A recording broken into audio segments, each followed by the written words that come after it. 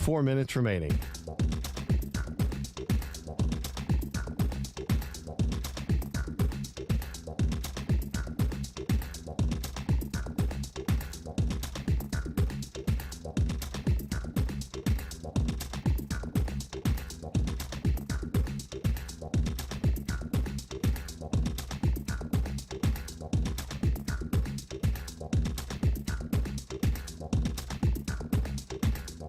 Three minutes, 30 seconds remaining.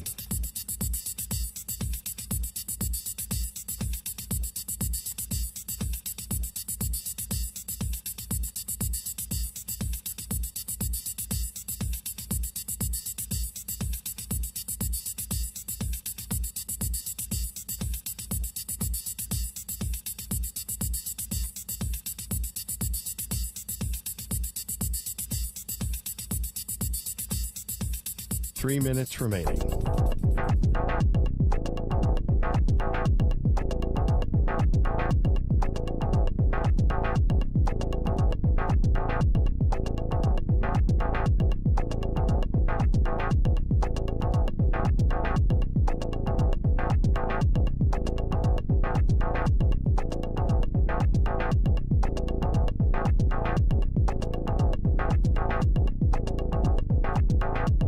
Two minutes, 30 seconds remaining.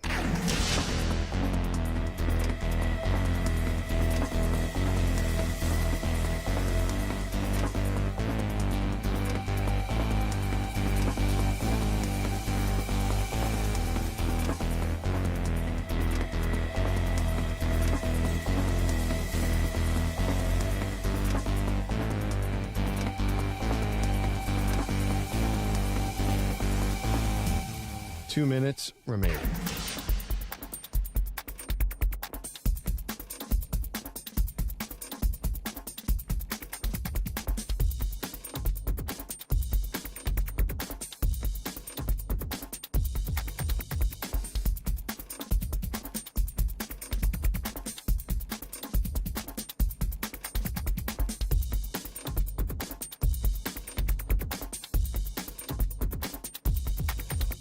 One minute, 30 seconds remaining.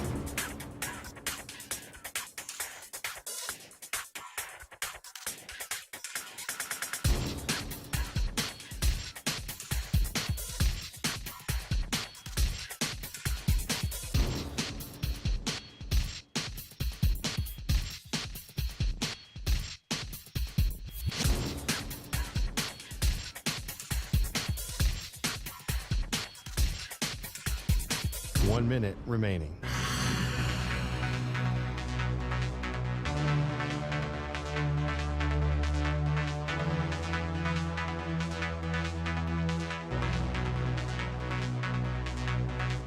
Forty-five seconds remaining.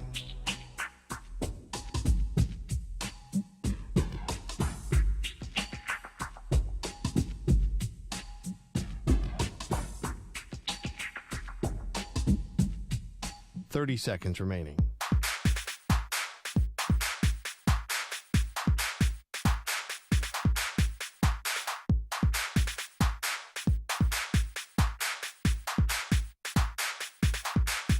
Fifteen seconds.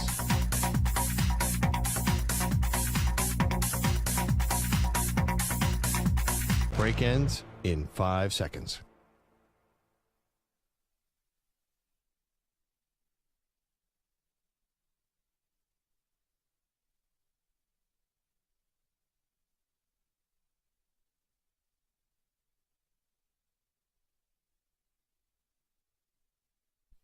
To infinity and beyond. He's live. He's nationwide. This is the Zach Gelb Show.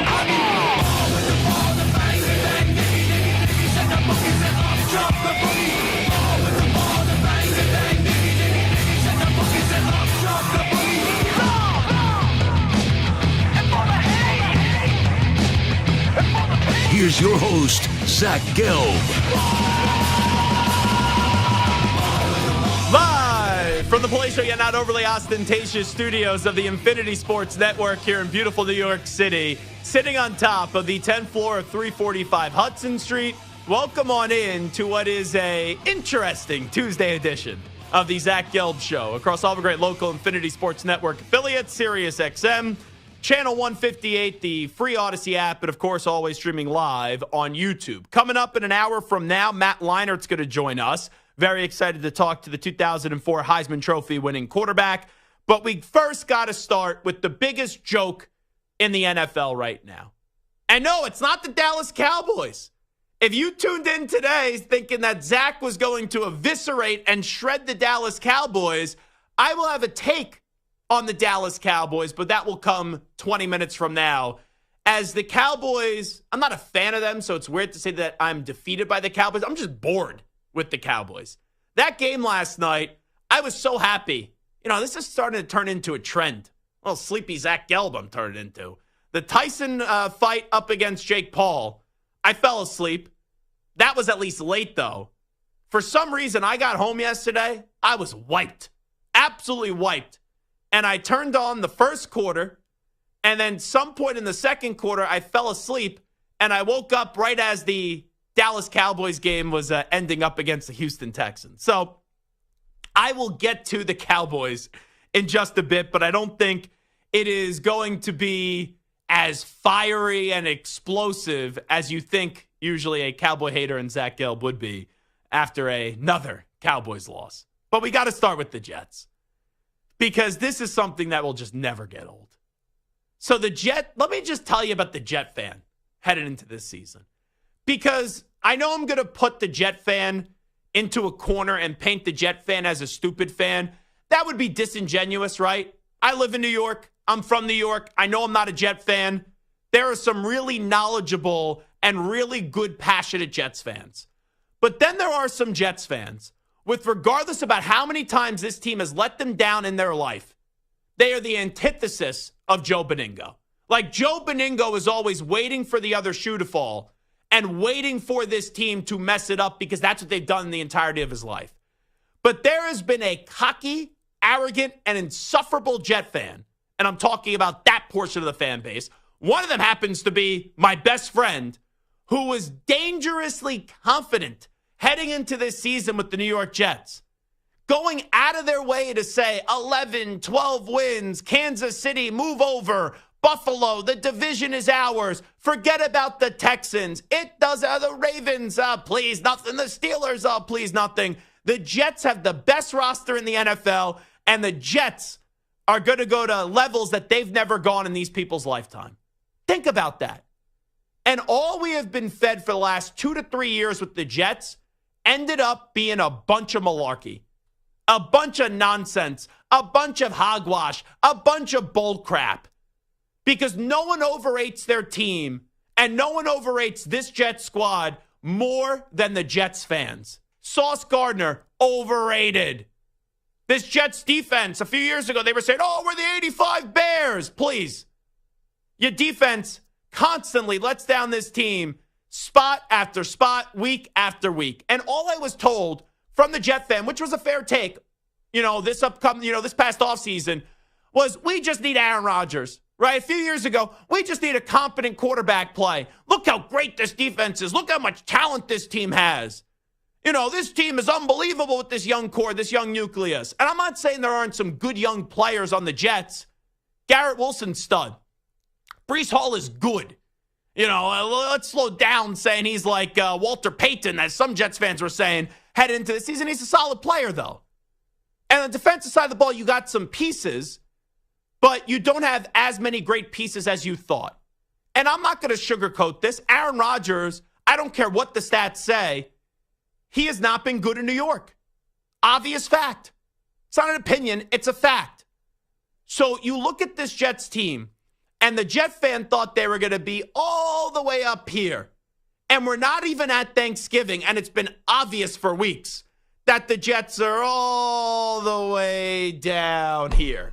Wait, hold on. Can you move that trash off the floor? I'm trying to find the Jets. They are terrible. And this is what's going to put it into perspective how bad the Jets are. Because you know what? Even though I'm a Patriot fan, I'm a fair football fan. And Jets fans went out of their way because of years and years of frustration of not being able to beat the Patriots when they're great, to kick me when my football team stinks. And they elected to do that early on in the football season on that Thursday night football game. And the Patriots eventually got their revenge. But this is how bad the Patriots are. The Patriots aren't trying to be good this year. The Patriots have a bottom 5 roster in the league. Like, I'm fair, I'm honest. The Jets were telling us, oh, we have this great roster. We have this Super Bowl contending team. The Jets and the Patriots, through 11 weeks into this season, have the same amount of wins. There's a lot of blame to go around. I'm not saying Robert Saleh didn't deserve to lose his job. I'm not saying Joe Douglas didn't deserve to lose his job. But Joe Douglas is actually, it encapsulates what a portion of this fan base thought that this Jets team was going to be this year. Because there's so many that told me, Joe Douglas is such a good GM. Oh, he's unbelievable. Oh, look at some of these draft picks that Joe Douglas has made. Just because the Jets have all this talent, the Jets are supposed to be this great team this year, and they're not even going to come close to sniffing the playoffs. Forget making the playoffs. Just come close to sniffing being a playoff team. And I don't know. This GM has been around now for 6 years. I know he's out today. I don't want to kick him while he's down. But he's been around for 6 years in New York. Not in some irrelevant place. In New York with the fiery media. Right? He got 6 years. 6. And the most amount of wins Joe Douglas was ever to pull in a single season was 7.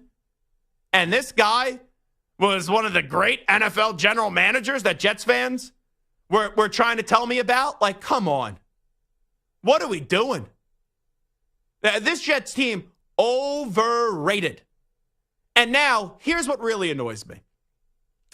Because I think there are some fans, like I'll put out an instant reaction video right when the Jets fired Joe Douglas today. And I was really hammering home the point. All right, you can move on from Robert Saleh. You can move on from Joe Douglas. But let's not bury the lead here. The man deserving of the most amount of blame right now is Aaron Rodgers. Because if you are truthful with yourself, and if you're honest with yourself, Aaron Rodgers is the true GM, Aaron Rodgers is the true head coach, and Aaron Rodgers is the true star player of the New York Jets, right? He runs the show. It wasn't Robert Saleh, and they've actually got worse since Robert Saleh's got fired, and it's really not Joe Douglas. Joe Douglas was a GM in title. Robert Saleh was a head coach in title. The GM, the head coach, and the star player all wrapped in one, Aaron Rodgers. And Aaron Rodgers is somebody that is an all-time great quarterback, a top 10 quarterback of all time. A lot of teams would love to have an Aaron Rodgers. But it's amazing. When you look at his legacy, there's going to be a yeah, but. And it really doesn't have anything to do with the Jets, to be fair. But he was in Green Bay for so many years, won a Super Bowl early, and never got back to a big game. Never got back to the big game, the Super Bowl. Forget winning another one. And he's in the exclusive fraternity of all-time great quarterbacks, but then there's even an inner circle in the all-time great quarterback club, and he's not in it. He's not Brady. He's not Mahomes. He's not Montana. He's not Peyton Manning. He's not John Elway, just for starters. He's not. And those guys were significantly better leaders than Aaron Rodgers. If you look at Aaron Rodgers with the Jets, here's the most detrimental part for Aaron Rodgers' time in New York. This was a bleep show. This was a clown show, and it's enabled by a guy who knows how to point fingers but doesn't know how to take accountability. So, that's what I'll say about the Aaron Rodgers part. Where if the Jets are going to make sense here, because in season you're not going to bench Rodgers, right? You're not going to sit him down. But if you're already firing the coach and you're already firing the GM, then with 1 year left on the contract for Aaron Rodgers, you would think if the Jets are a smart organization, that the Jets would move on from Aaron Rodgers after this year. But what happens if Aaron continues to echo the sentiments that he has, that he wants to come back? Does the Johnson family have it in them to set aside the drama, set aside the things that they value, right? The star player, for some reason still trying to dominate the back pages of newspapers, even though newspapers are outdated. Like, that's how the Jets run their organization. It's for clicks. That's what the Jets do. The Jets are more interested in being a reality TV show than a successful football team with Woody Johnson running the show. But if the Jets actually want to be able to go out there and get an attractive name or two to be a head coach and a general manager of this team, You have to move on from Aaron Rodgers. You have to let them move on from Aaron Rodgers if Aaron wants to come back. Now, I'll be straight up with everybody here. If I'm Aaron Rodgers, you say, Zach Gelb, go do the ayahuasca, go into the dark cave, go be the Hall of Fame quarterback. Would you retire at the end of this year? Absolutely, I would retire at the end of this year. Aaron Rodgers not winning another Super Bowl. Aaron Rodgers, just go out of the league right now. Retire at the end of the year. But I don't think he's going to do so. I think Aaron Rodgers is going to be back in the NFL next year. And the multi-million-dollar question is, do the Jets have the stones to make the obvious and right decision and then get rid of Aaron Rodgers and not run it back next year?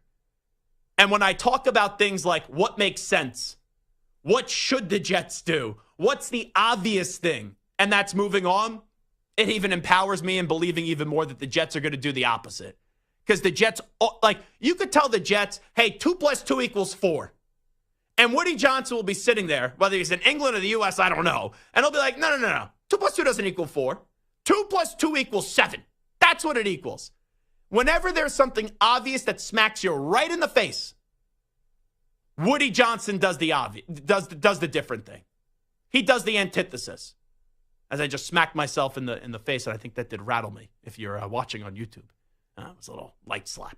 I had to wake myself up, get a little extra coffee into the system today. That's how I do. So just slap myself in the face. Do that each and every morning. No, I don't. I'm not a sicko.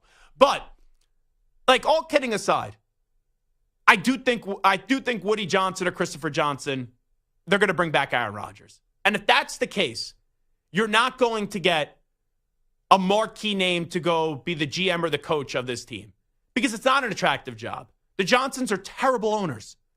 The Jets roster is vastly overrated, and you don't have a quarterback. And you play in a division that has Josh Allen in it, and he's going to dominate that division for the foreseeable future. So all those things working against the Jets, what could make them a little bit more attractive? It's actually getting rid of Aaron Rodgers. Because if you keep Aaron Rodgers, what does it do?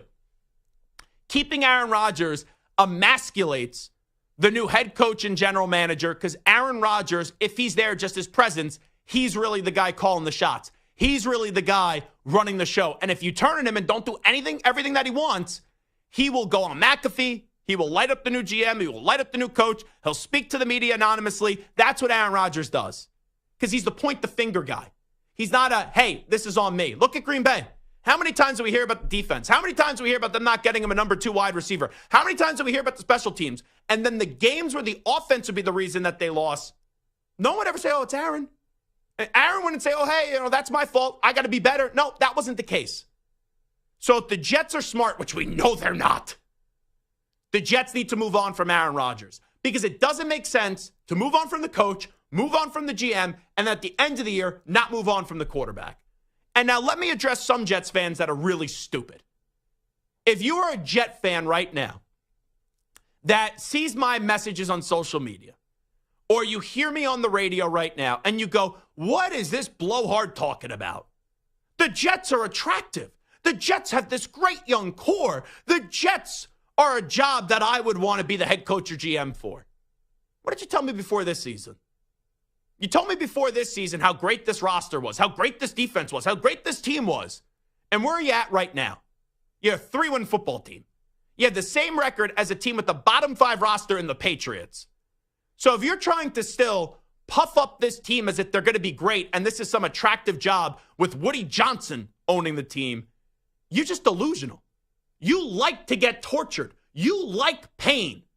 If you can't understand why this job is unattractive. Now, it could be slightly more attractive if you get rid of Rodgers, but I don't expect the Jets to do that. So with this job right now being undesirable, I don't think you're getting the top of the line names. The Jets have to settle.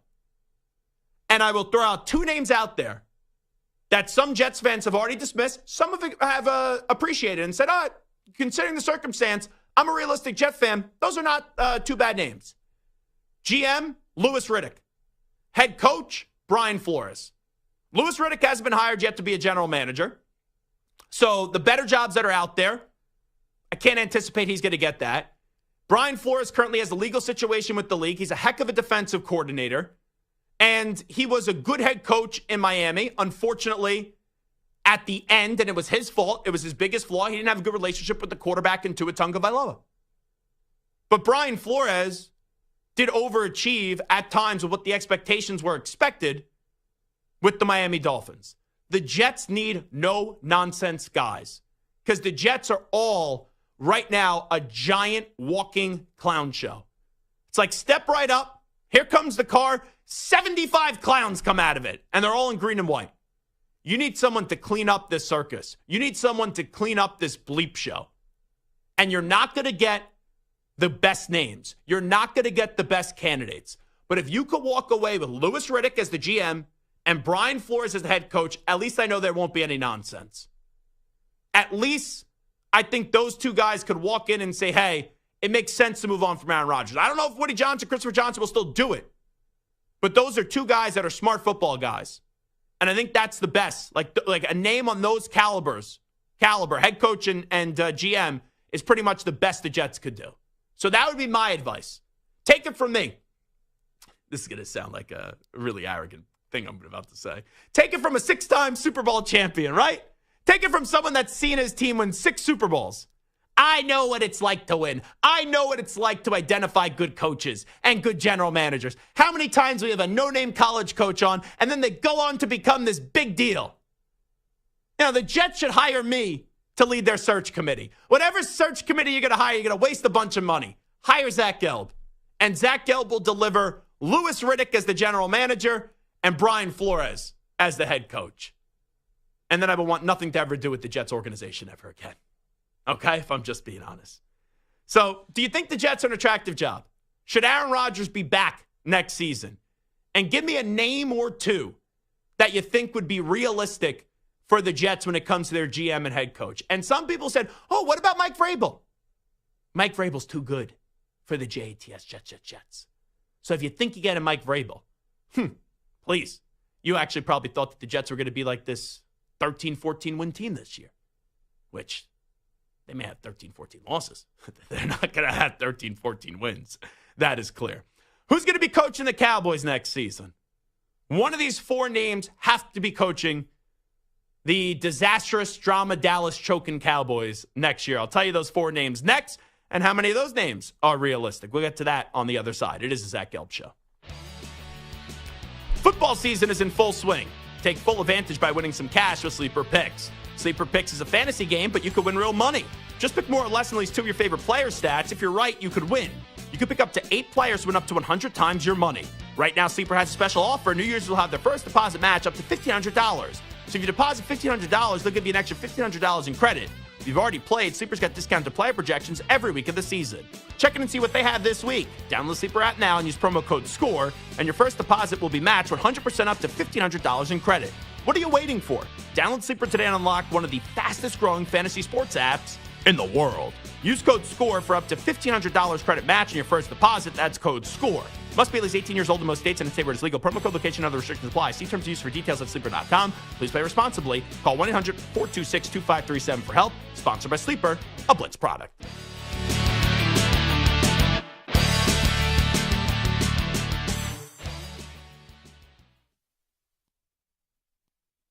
You're in a 4-minute break.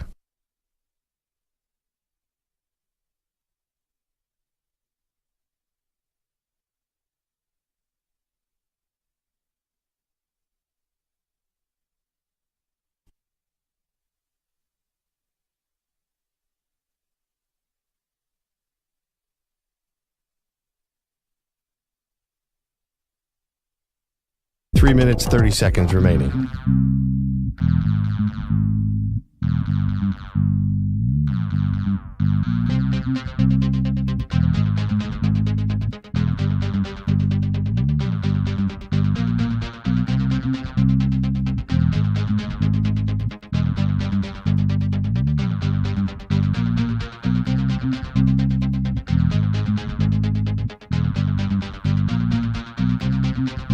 Three minutes remaining.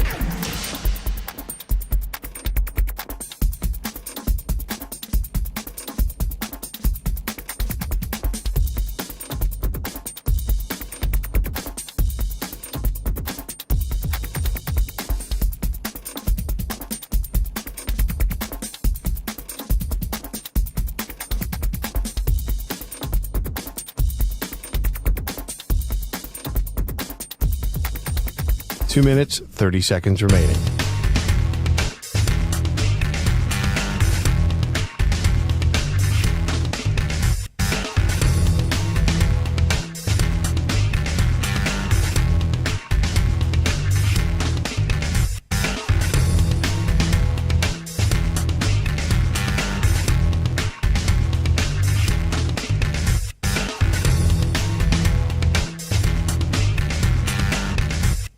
Two minutes remaining.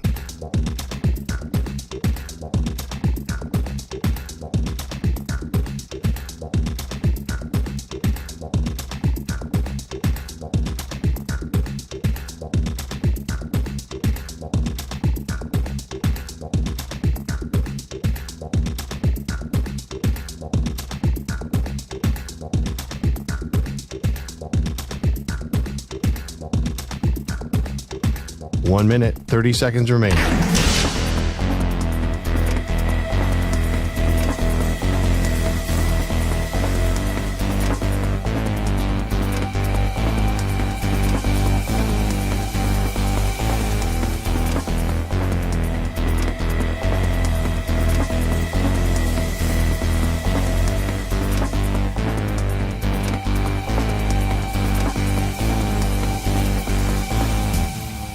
One minute remaining.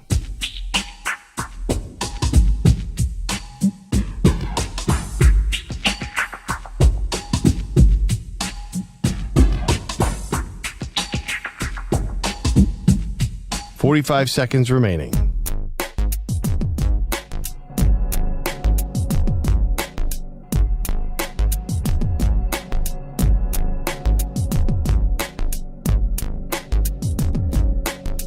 Thirty seconds remaining.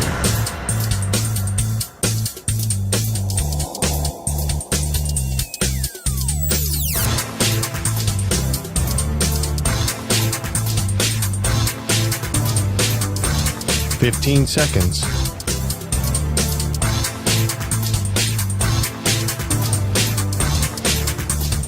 Break ends in 5 seconds.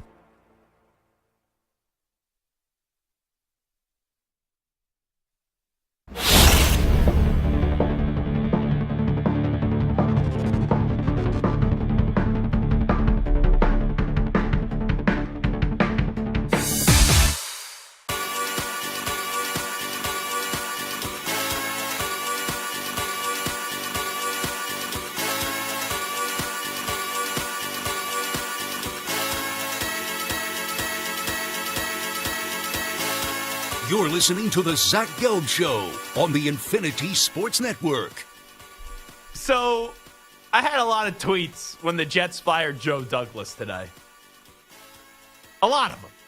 You know, it's kind of impressive how long Joe Douglas lasted as the GM of the Jets. 7-9, 2-14, 4-13, 7-10, 7-10, and 3-8.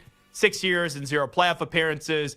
I know he drafted some good players, but usually don't see a guy with that record get that long of a leash in New York. I also had an instant reaction shredding Aaron Rodgers. And then what I opened up the show with, talking about how this isn't a desirable job. And let's say guys like a Louis Riddick or Brian Flores would be a good 1-2 punch for the Jets moving forward. This tweet, though, I thought was my best, Stu, if I'm going to be honest with you. And I've been able to break news before in the past. So people that follow me for sometimes breaking news, I think when they see me start a tweet with sources, they go, oh, what nugget does Gelb have? Oh, this was clearly in jest. Sources say Aaron Rodgers met with Woody Johnson today, and the two have delivered or devised a plan called Make the Jets Watchable Again. Aaron and Woody will target RFK Jr. to be the next GM, and grins adjust Mike, radio legend Mike Francesa, to coach the team. I got a great response from E. Mueller on Twitter with his handle being E. Mueller 123490015. The plan should be called Make Aaron Great Again, which I thought was a very, very good line by E. Mueller. But that was also another part of this, that Aaron was going to be the VP pick for RFK Jr. Now, Stu, we know with the way that the election did go, that obviously Trump won and RFK Jr. is now part of his team. But could you imagine if Aaron would just walked away and said, I'm going to go explore the politics side of this, and I'm going to go team up with RFK Jr., it almost would have done the Jets a favor. Now, at the time, he would have been shredded for it because the Jet fan at that time thought, okay, Aaron Rodgers could be really good, which is fair, right? And this team does have some talent, even though a lot of the talent is overrated, but there are some talented young pieces. And after getting robbed of last year because of the Rodgers injury, you would have liked to have seen a year of Aaron Rodgers, but knowing the way that this has played out with this football team having 3 wins, as we head to week 12, geez Louise, Stu, I think it almost would have been better off if Rodgers would have said, hey, RFK Jr., I'm actually interested. Let me go be your vice president. Yeah, I was thinking the same thing. I think everyone would have been better off. The Jets, Rodgers, just everyone, all of us. Do you have a name for the Jets that you would like to see be the next head coach? Is there a name out there that you think is attainable? Just wondering. Not really. I mean, it's probably going to be like a coordinator. Like, I don't think they can get a Ben Johnson. Or a retread. Or Kingsbury. Probably someone even like Matt less. Nagy?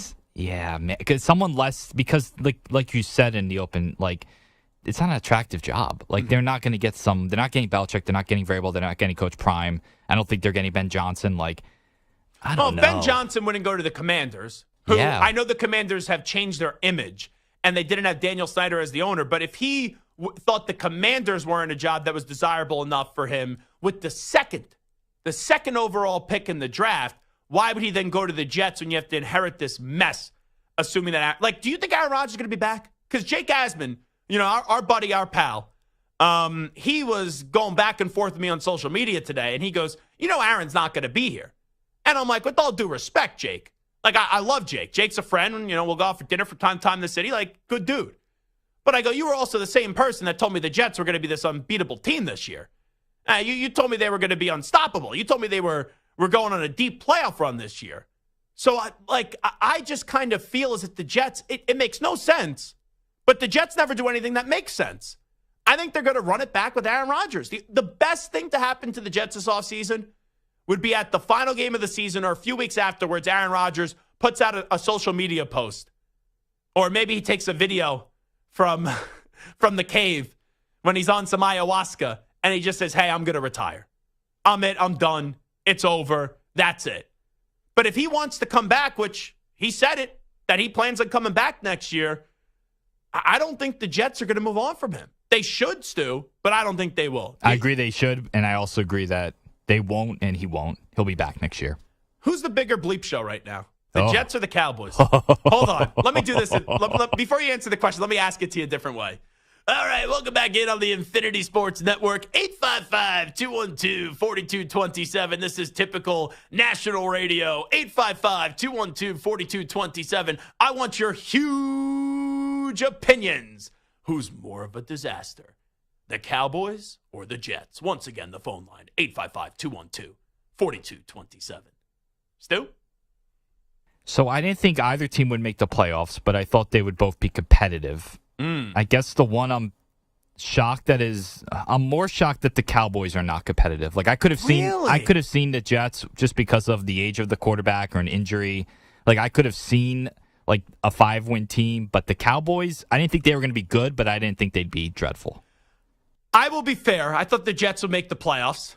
I thought there was a chance they could be the third team in the AFC East and miss out. So I was wrong on that. But early on in the offseason, I got on the radio, and people accused me of just using the Cowboys for clicks. But I said that the Cowboys weren't going to make the playoffs. Because at the time, Dak didn't have a new contract. McCarthy didn't have a new contract. And Jerry Jones said they were going all in. Pause. Skip Bayless, pause. My ass! Right? And they did nothing. They got worse. So I thought the Cowboys were going to have a massive fall from grace. So I didn't have any expectations for the Cowboys. I had expectations that the Jets, I never thought they were going to a championship game. I never thought they were going to a Super Bowl. But I thought they could win a playoff game this year. And I thought they would then bow out in the divisional round. Like, that was on the table. That was a possibility. So since I had a higher expectation for the Jets, I would say I'm more disappointed and the Jets are a bigger disaster. Because I thought the Cowboys at best this year were going to be a 9-8 football team. At best. I think I predicted them to go 8-9. But how about these numbers? In their last 6 home games, and I verified this math with a calculator because I don't trust my regular Temple math. But in their last 6 home games, the Cowboys in just the first 30 minutes of football, the first half, in those last 6 home games have been outscored 141 to 51. 141 to 51. Last 6 home games, first half. If you say, how about the full 60-minute picture, Zach? Well, they're 0-6, and they've been outscored 235 to 101. So, Stu, you're right. The Cowboys are non-competitive. And the Cowboys, they are circus. We've seen, though, Jerry Jones one time before move out of the way a little bit when he wanted Bill Parcells. And Jerry Jones is going to have to move out of the way a little bit if he wants to save this football team. Because there's a lot of work that needs to be done. And I think next year, coaching the Cowboys, Belichick is in play. I think Mike Vrabel will be in play. I do think Ben Johnson would say no. And I don't think Deion Sanders is going to the NFL yet. We talked about this yesterday. I think if Coach Prime's going to the NFL, it will be wherever Shador goes, but it's not going to be instantly. Like after a year or two of Shador playing and then the coach flames out, then he will go there. But if you want to talk about fit, Stu, and it's funny that I bring up this name because it could fit for the Jets and for the Cowboys. What about Rex Ryan? Because you may say, Zach, what are you talking about? Let me address it from the Cowboys standpoint. Rex Ryan loves drama. Rex Ryan is a fun coach. Rex Ryan, it may not be the best hire for them because then Jerry will be Jerry under Rex Ryan. There won't be a change. But I could see Rex Ryan being a guy that the Cowboys, big personality, that the Cowboys would bring in if it's not Belichick. Belichick, to me, I think is going to be their number one target. And Jerry even said so basically before the start of the season when he goes, oh, I think I could work with Bill Belichick when Mike McCarthy is still under contract. And then another name, when you look at the Jets, I know we went through a bunch of candidates. I don't think the Jets are going to be a prime job. And that's why I threw out there Louis Riddick and Brian Flores together. You know Rex Ryan wants the Jets job. But will you go back to your ex and will you bring him back? Will Rex Ryan ever be a head coach again in the NFL still? I would say no. I would agree. But you could throw the name out there. But if I want Rex Ryan to go anywhere this offseason, it's kind of the Cowboys. Him and Jerry Jones, from a content perspective, him and Jerry Jones would be content gold. Let's go to, is this Vic in Virginia? 855-212-4227. Vic wants to chime in. Go ahead, Vic. Hey, thank you guys for taking my call. I listen to the show all the time. Thank you. Here's what I would say. If I was Jerry Jones, one, I would leave the GM, head coach alone, let them do what they got to do. I would sit in my box, collect the check, because I got to pay Zach, $240, and he's doing absolutely nothing. Mm-hmm. He was supposed to be that guy to kind of bring the Cowboys back, and I'm definitely not a Cowboys fan. But he was supposed to be that guy to bring the Cowboys back. And, I mean, for the last 2 years, all he's done is suck. They gave him a franchise tag, gave him this nice paycheck. Now he's claiming to be injured, and all he's doing he is hurt. Hold on. The hamstring is off the bone, for crying out loud. I got that. But, I mean, before then he was playing like he was injured. He was just there to collect a check. My thing is, if you're paying a guy that kind of money... Vic, I am not a Dak Prescott supporter. I'm the farthest thing from it. I said the Cowboys should not pay him. I don't think we could question the competitive nature of Dak Prescott. He's a nice guy. He's a good competitor. He's just not a great quarterback. I would have traded him a long time ago. Yeah, I'm not saying you're wrong for that, but there's a difference in saying that you would move on from someone a long time ago and then basically just saying he's pretending to be injured. Was that James Jones on the line, for crying out loud? I'm not going to lie. When I saw the name Vic in Virginia, I thought it was Sully. I thought it was going to be one of those times where Sully calls in under like some fake name and we're going to hear some Bostonian accent talk about the Dallas Cowboys right there. Let me go quickly to Mike in Pennsylvania next up on the Infinity Sports Network. Mike, what's shaking? Hey, how's it going? Doing great, Mike. What do you got? I think Aaron Glenn is the best option for either Cowboys or Jets as head coach.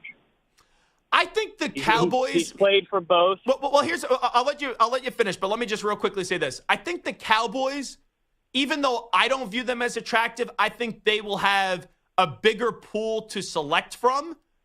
For the Jets, if you want to tell me, and it's a tough sell after you just went with the first time You just went with a defensive coordinator as a head coach. Aaron Glenn, though, is a name that the Jets, I think, could get, because I don't know how many more teams are going to be knocking on the door to legitimately hire Aaron Glenn. I'd be fine if the Jets hired Aaron Glenn. Amen to that, brother. I appreciate everything you guys do. Yeah, you got it, Mike. Appreciate the phone call. Good suggestion right there. But that's like the kind of name that the Jets are going to be in play for. Jerry will do whatever it takes to get somewhat of a name, I think, in there. Say what you want about McCarthy. McCarthy has had 3 12-win seasons. He's a name. There's been times where he hasn't hired a name, but there's a lot of times he at least makes a splashy kind of hire. Doesn't mean it's going to work. I think he'll make a splashy hire. The Jets are going to have to settle for someone. And that's why I threw it out there. If they had to settle for Brian Flores, I think Brian Flores, if he didn't have the lawsuit right now, would be an attractive name. And I understand the concerns about what happened with Tua Tagovailoa, but maybe he's learned from that. And look at the job he's done with this Vikings defense. That Vikings defense has been phenomenal. So Aaron Glenn's another name that would be Jet quality. I don't think it would be Cowboy quality. But good phone call there from Mike in Pennsylvania. All righty. Zach Gelb Show, Infinity Sports Network. Coming up at the top of the hour, we'll connect with Matt Leinart, the 2004 Heisman Trophy winning quarterback. A lot to delve into in the college football world. But when we come on back, we got to get to some superstar shout-outs. Who's the NFL player, NFL coach, college football player, college coach that we are going to highlight this week? We'll get to that on the other side. Update time first, though. Here's the Act Man, Rich Ackerman. Infinity Sports Network Sports Flash. And it's sponsored by Mint Mobile. Switch and get half off unlimited premium wireless at mintmobile.com/score. The Jets have not made the playoffs since 2010 and are now looking for their 5th general manager since then. Joe Douglas was fired today with 7 weeks left in the season. The Jets never even came close to finishing 500 on his watch. They're currently 3-8 and already fired head coach Robert Saleh. Phil Savage takes over in the interim. The 2 best teams in the NBA meet tonight in Boston. The defending champion Celtics host the 15-0 Cavaliers. Cleveland starters the best in the NBA since the Warriors won 24 straight to open 2015. Cavs have immediately raised expectations for their season with this streak, but Darius Garland said they are embracing all that comes with it. I mean, this is what good teams are made of, though, being the hunted, having that target on the back end, everybody just trying to put their best foot forward just to beat you guys every night on a nightly basis, and I like it. It's cool. It's not a lot of weight on us for sure, but that's what comes with being 15-0, right? Baseball's next postseason award announcement is Manager of the Year tonight, and the Capitals' Alex Ovechkin is week to week with a leg injury. I'm Rich Ackerman. The Infinity Sports Network is on your smart speaker. All you have to say is play Infinity Sports Network.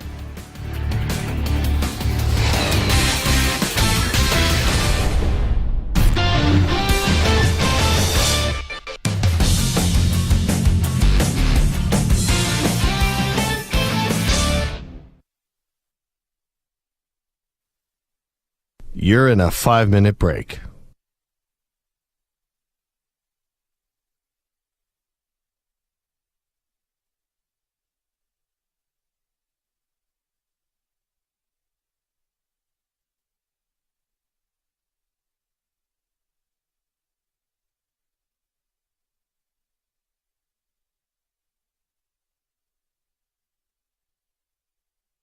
Four minutes, 30 seconds remaining.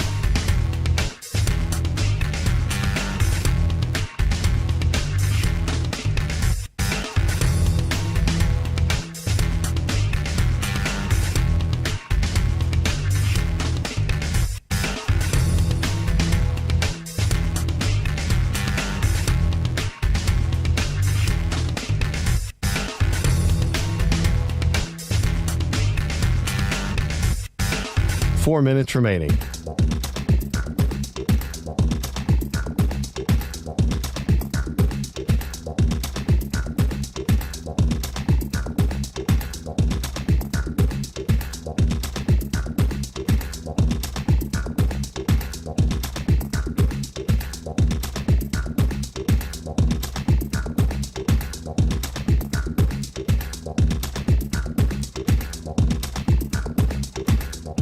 Three minutes, 30 seconds remaining.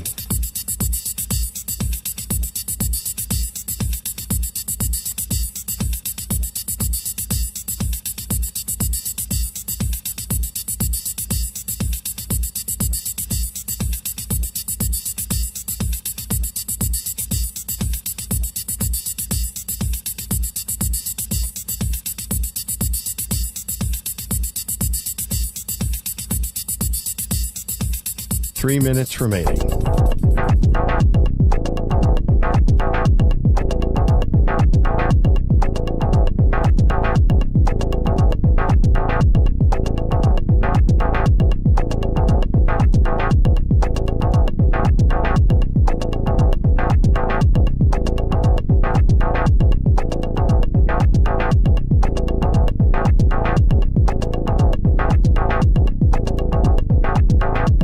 Two minutes, 30 seconds remaining.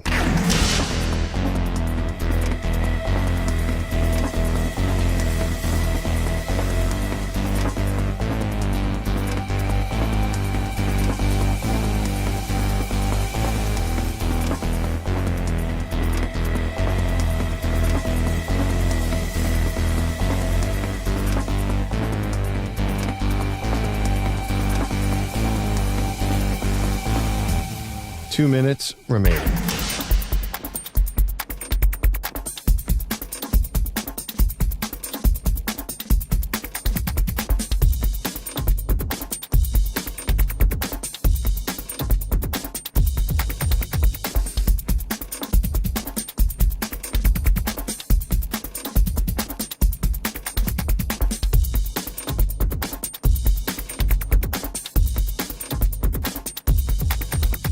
One minute, 30 seconds remaining.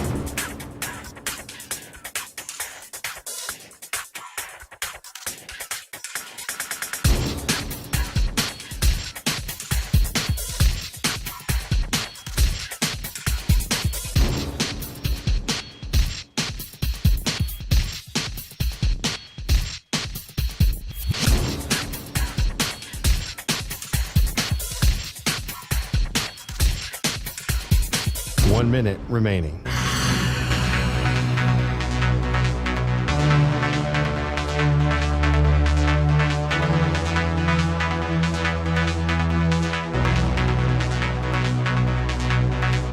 Forty-five seconds remaining.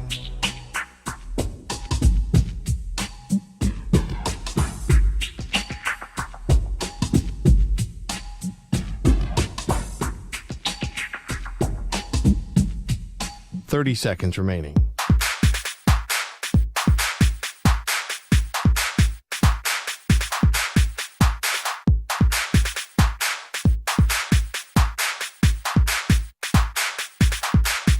Fifteen seconds.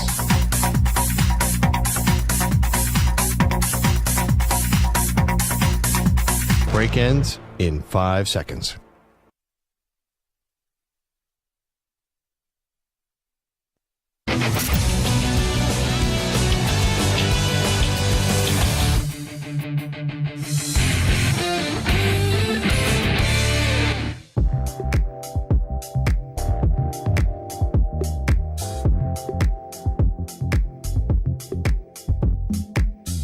You're listening to the Zach Gelb Show on the Infinity Sports Network.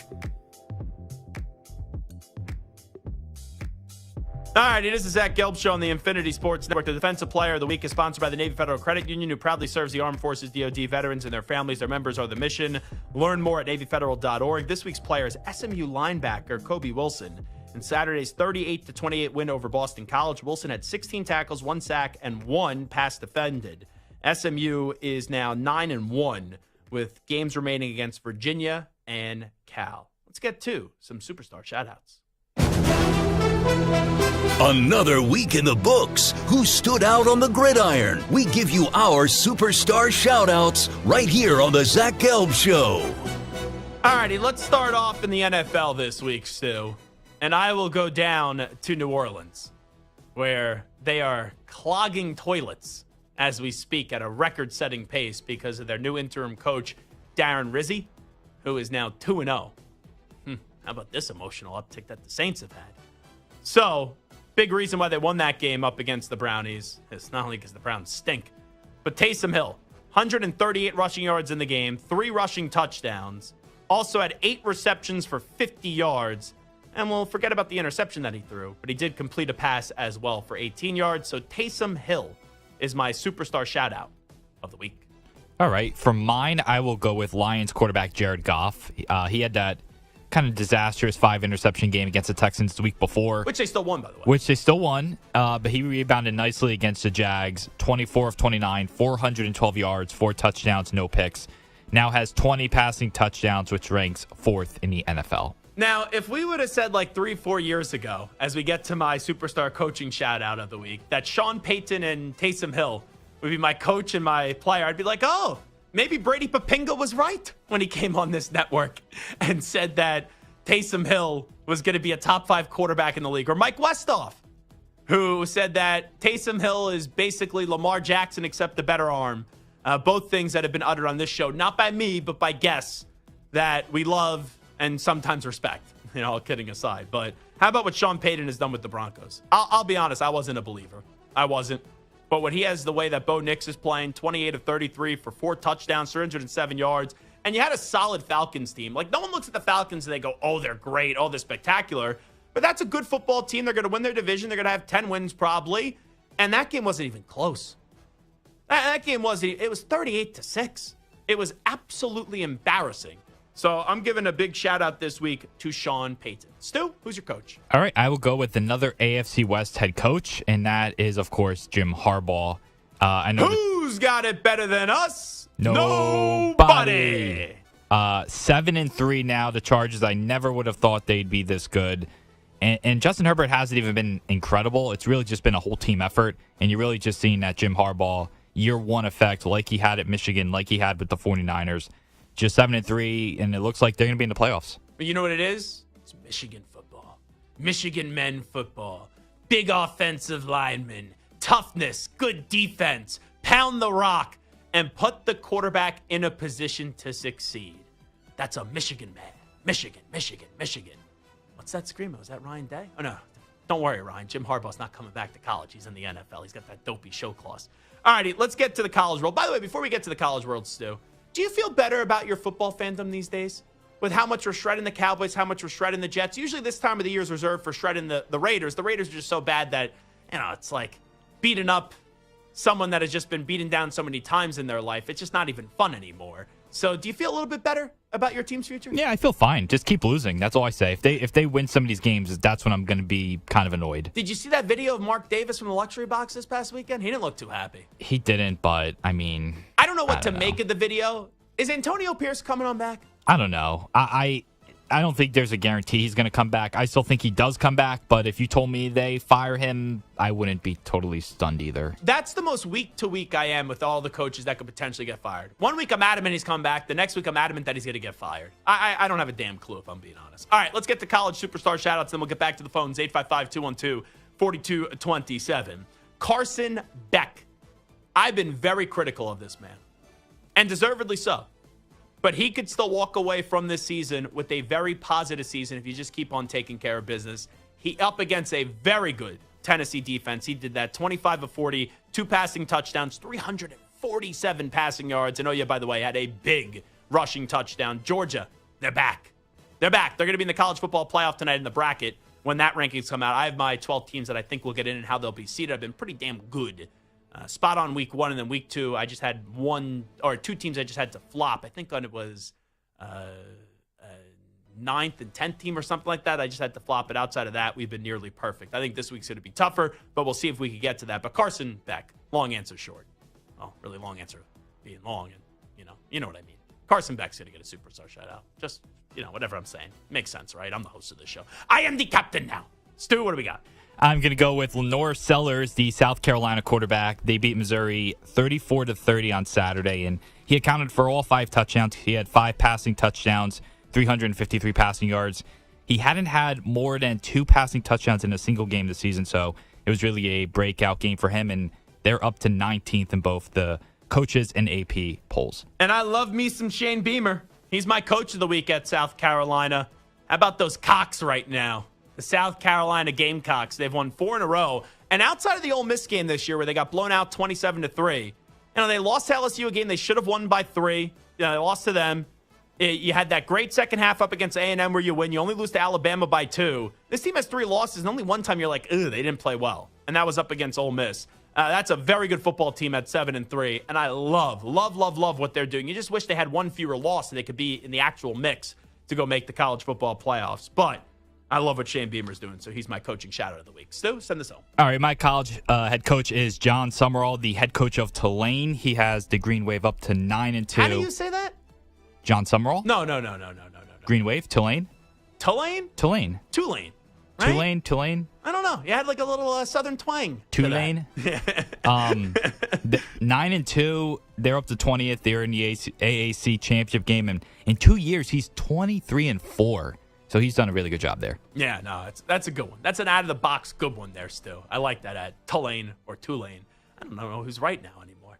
855-212-4227. 855-212-4227. Those are some superstar shout-outs. Let's get to Daryl in Minnesota. Wants to get back in on the possibility of the Jets hiring Brian Flores. Daryl, what's shaking? Hey, what's going on? First time, long time. I was out of the truck when your screener said that you mentioned Brian Flores. Just to piggyback on what you said, Zach, it'll be a homecoming. He's from the Bronx. He's familiar with the AFC East. And I think he'll be able to – the defense was supposed to be the strength of that team this year. And I think if B-Flow gets in there, he'll be able to get those guys to crank it up a notch and bring some enthusiasm, man. What do you think about that? Yeah, Daryl. Hang up and listen. No, Daryl, it's a good point, and I appreciate the phone call. When I look at Brian Flores, here are the positives. Good defensive-minded coach, right? Had some success in Miami and overachieved. Here would be the negatives. Like, as someone that even suggested Brian Flores, and I think the Jets could get him. He had a bad relationship with Tua Tagovailoa. I don't think Aaron Rodgers should be back next year, but I think he will. So can he coexist with Aaron Rodgers? And then the other thing is, even though he's a no-nonsense guy, a big reason why Belichick assistants haven't had a lot of success in this league is they think they're Bill Belichick, but they don't have the credentials. They don't have the rings as a head coach. So he needs to kind of be more of a human, and be a little bit more, I guess, strategical in how he implements that toughness, no-nonsense approach from Brian Flores. But I think names like Brian Flores, Aaron Glenn, those are names the Jets could get. I think Rex Ryan would love the job. He would crawl back, from the Bristol, Connecticut studios to New York for the job, but I don't think the Jets are going to hire him. But those are the kind of names that the Jets could be in play for. If you think they're getting Mike Vrabel, if you think Belichick ain't going there. They're not getting Ben Johnson.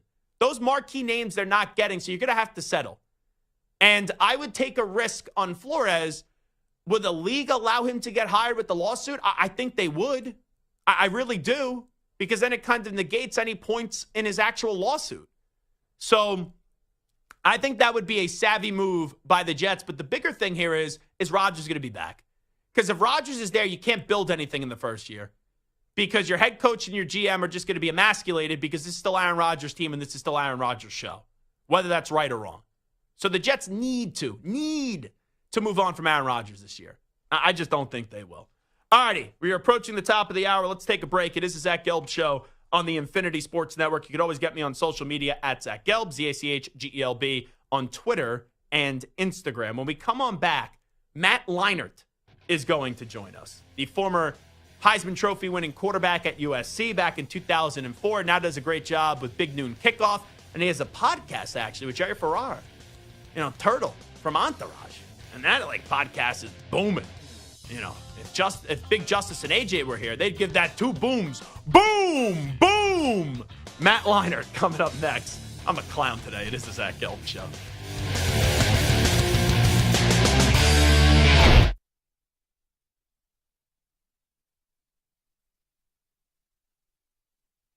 You're in a 5-minute break.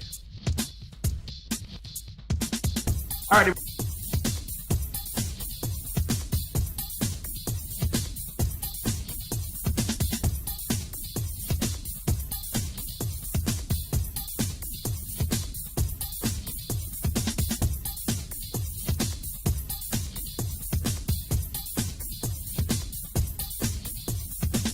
Four minutes, 30 seconds remaining.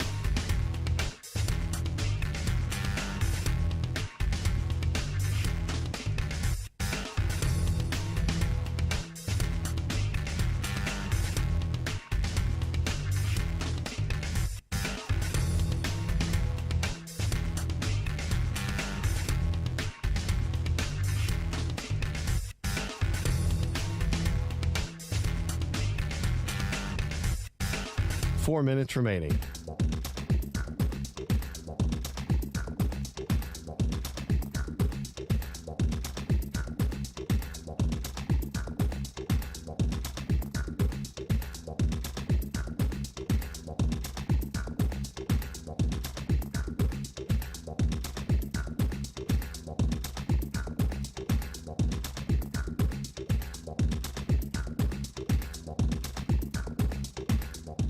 3 minutes, 30 seconds remaining.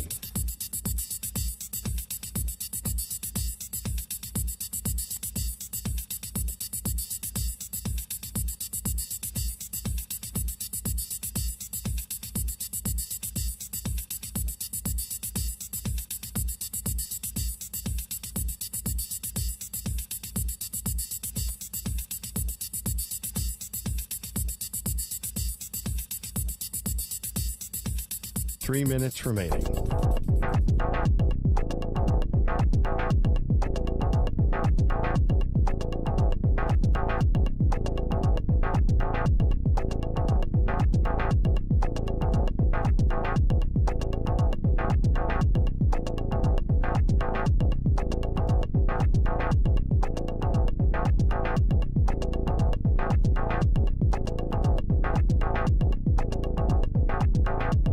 Two minutes, 30 seconds remaining.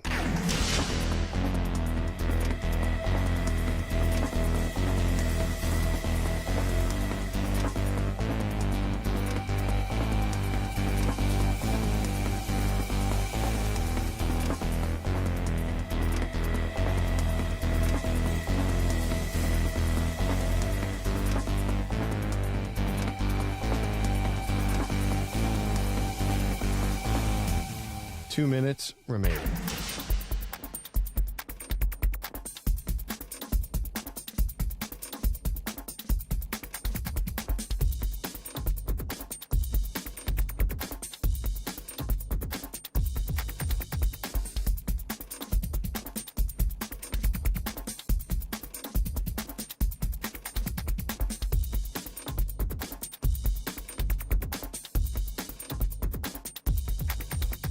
One minute, 30 seconds remaining.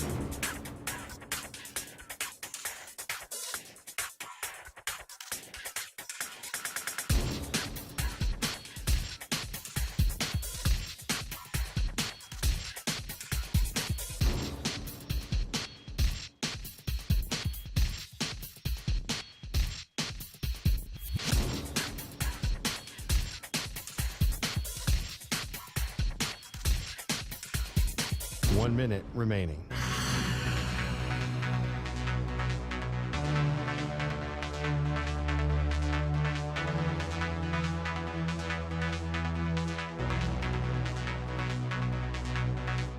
Forty-five seconds remaining.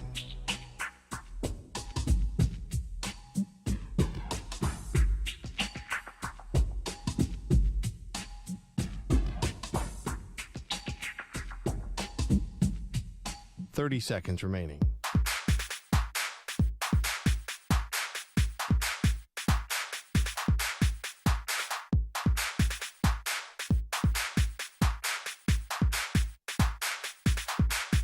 Fifteen seconds.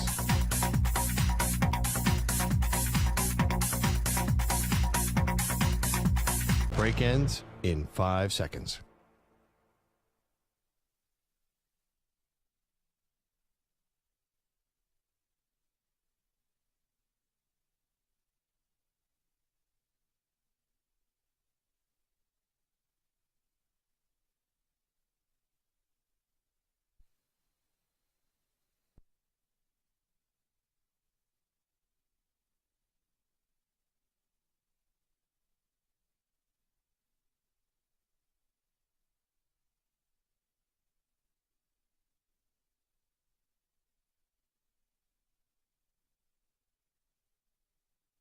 All righty, rocking and rolling.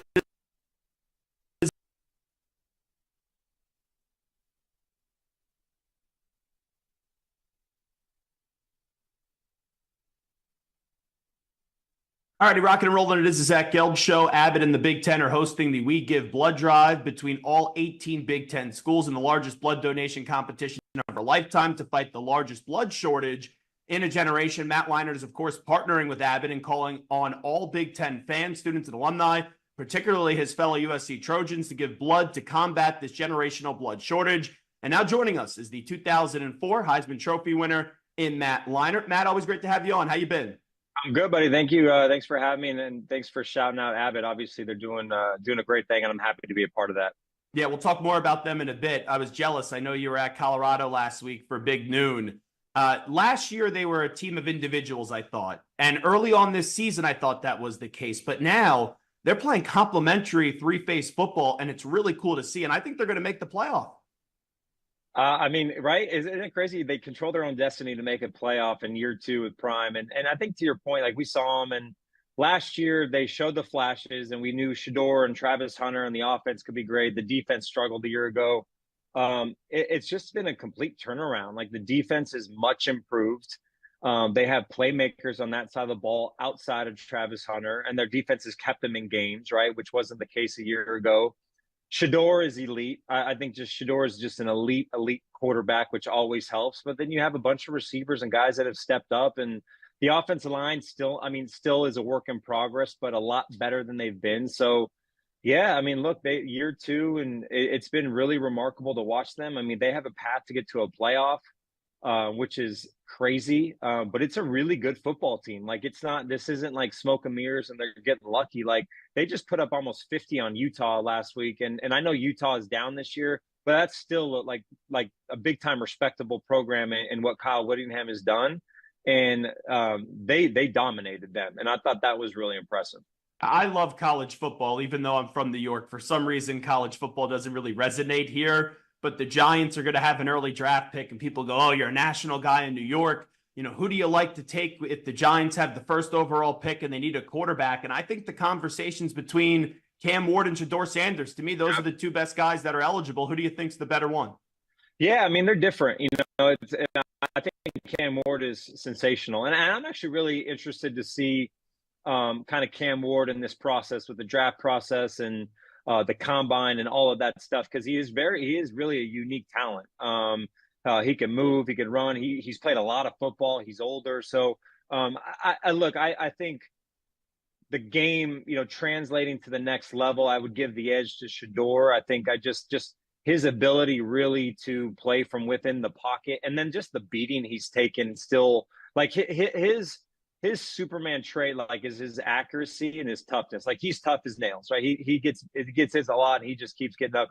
He is supremely accurate. And why? I mean, that's one of the most important traits, in my opinion, in the NFL, is because the windows are so close, so small, and so many talented players on the defense. Like, you got to be able to put the ball where you need to be. He can do everything else, but that's the one thing that just separates him from everybody else in this class is just the accuracy, the toughness.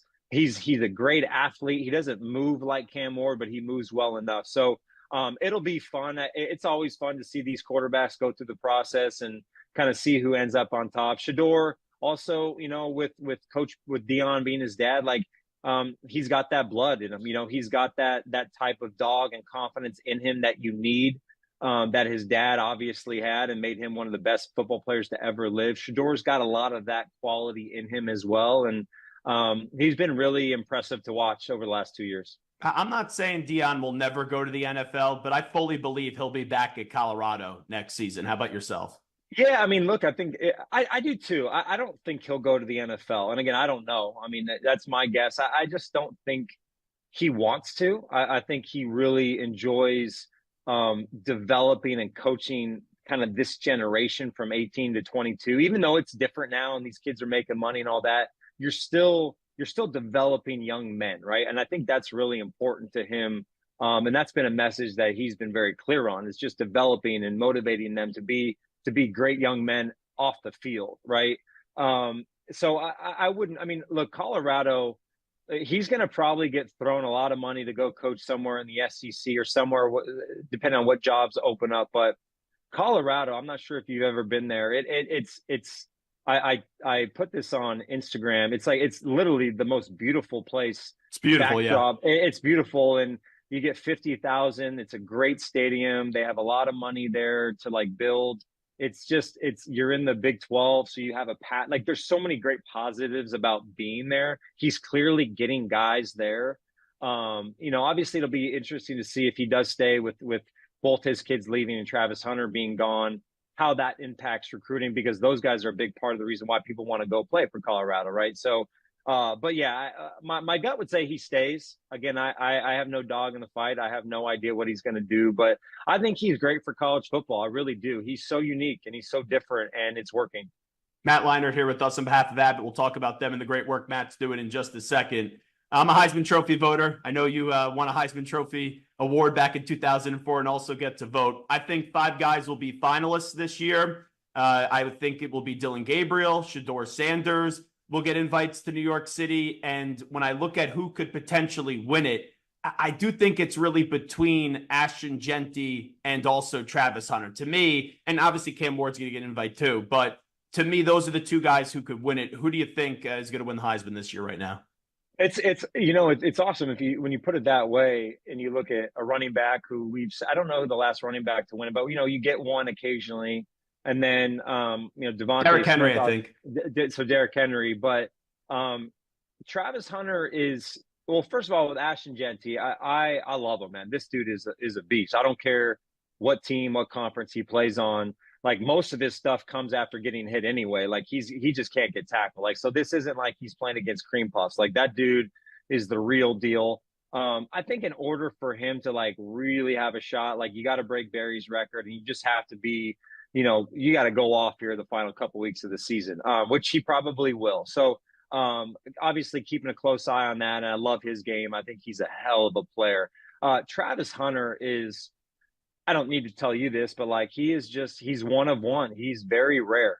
We haven't seen anything like this in college football. And Charles Woodson, who's a good buddy of ours at Big Noon and a good friend of mine, and like he was the last defense. Like, what he did, he's not doing what Travis is doing, playing 180 snaps a game and like elite. He probably could have, Charles for sure probably could have, but it's just a different age of football. I said this on our show last week, like LeBron and Shohei and guys like this are just one of one. We'll never see another LeBron. We'll never see another Shohei Ohtani, probably what he's able to do, hitting, pitching, all of those things. Like, they're phenomenons. Travis Hunter is that. He's got a lot of football left. We're going to get to watch him for a long time, no matter what he does in the NFL. But at the collegiate level, there's no one that's done what he's done consistently week in and week out, and the impact that he's had on both sides of the ball. He's elite on both sides of the ball. And he's a big reason why they're in this position. So all that being said, I mean, he's the favorite to win. I think if he does, he deserves it. But there's a lot of, like, Dylan Gabriel's great. Cam Ward is great. Jeanty is great. Shedeur, I hope he deserves to be in New York. I just, again, 2 guys on the same team. I dealt with that with Reggie a little bit the year after I won. I was able to go to New York, but does that maybe hinder him a little bit? But you said 5. I hope they bring 5. I don't know why sometimes they bring 3 in this. Like, bring as many as you can that get votes. Like, I think it will definitely be 4. Shedeur, you're right. I think he should be there, but you only get, for people that obviously don't vote, they don't know the process, you only get 3 votes if you're a voter. Yeah. Well, we'll see. I think it's been a fantastic race. Again, Travis Hunter's doing something we've never seen. Ashton Jeanty is an absolute stud. And then you guys like Gabriel, Shedeur, like, we're getting really great quarterback play. It's been a fun year to watch that race and see how it unfolds here, the most important month. So, but let me ask you about USC. I was talking to Clay Matthews, your buddy, last week, and he said they need more grit. They need more toughness. I know they made the change, obviously, at quarterback with Jaden coming in and starting last week. They beat Nebraska. This is now 3 years of Lincoln Riley, one good year, and then the last 2 years have been disappointing. Where's your belief level still in Lincoln Riley? Yeah, I mean, Clay's right. I mean, it's a toughness, it's a mindset, it's a mentality, and that's a culture thing, right? That starts from the top, and that's how you handle your team. That's Pete was great at that, because Pete was high energy, fun, and all that, but he built a culture of competitiveness and desire to be the best you can be, and that was in competition, that was in practice, that was in everything we did at USC. And that was why, like, we always said, like, when it was the second half or it was the fourth quarter, whether we were blowing someone out or it was close, like, we always knew that we would finish, and it was always finish. And that's something that USC has just struggled with this year. And sometimes the ball can bounce the other way and you can win all those close games, right? They are close in that regard, but it is a mentality, and it's a mentality that's missing, in my opinion. And that just needs to change in order for them to be successful. I would say the pulse, like, people are frustrated. People want to see better. And I think that's justified. I think Lincoln would tell you the same thing. You mentioned Jaden. Jaden played great last week, and gave them a little bit of a spark. And I think also it just gives the fan base a little bit of a spark to see potentially what USC can be in the future. That's an audition to be the starting quarterback job, not just this year, but next year. But they need to be better. There's no reason to believe, look at the games this year. They should have beat Penn State. They should have beat Michigan. They should have beat Minnesota, but should have isn't going to get it done. Like, you need to figure out how to win those games, and you need to finish how to build a certain level of toughness to win those types of games. And that's just something that they don't have yet. Tell me what you're doing today with Abbott, Matt Leinart. Yeah, so Abbott teamed up with the Big Ten Conference to do the We Give Blood Drive competition. So the school that receives the most blood donations will receive $1 million award. So plenty of incentive out there for everybody to donate blood. We have a severe blood shortage, blood crisis in our country. There's a lot of people that are impacted by that, whether mothers after childbirth, accident victims, cancer patients, you name it. There's just so many people out there that need blood that maybe don't have the opportunity because there's a shortage. So Abbott's doing a really cool thing with the Big Ten, this competition, obviously, to create awareness. You can go to big10.org/Abbott, to pick a location. You can go donate. You just have to upload your proof of donation to whatever school you want. You don't have to be an alumni. You can just pick a school that you want to donate for. I will say this: USC's at the bottom right now, like one at the very bottom. Got to get them going. Yeah, we got to get them going. There is a blood drive this Thursday at USC, starting at 4:00. It ends December 7th, which is Big Ten championship game. So still plenty of time to get out there. I'll be giving blood this week. We'll be at the Ohio State game, so I'll be in Columbus, going to give blood over there for USC, obviously. But really, I've worked with Abbott before. They're a great partner. They do a lot of great things, and again, just trying to raise awareness and get people out there to go donate blood. Indiana going to give Ohio State a game, you think, with Cignetti? But the numbers seem pretty high. I was like, "Ooh, that was interesting." I think so. I mean, this team, look, Ohio State is really talented, and I think Ohio State could win the title. Like, that's how good they are and can be. We've also seen them struggle against Nebraska. We also saw them, have a tough game against Penn State, right? Which we all kind of expected. Indiana's a really good football team. That coach has got a lot of confidence. That team plays with a lot of confidence, and it's not just this is a really good team, and they've benefited from an easy schedule.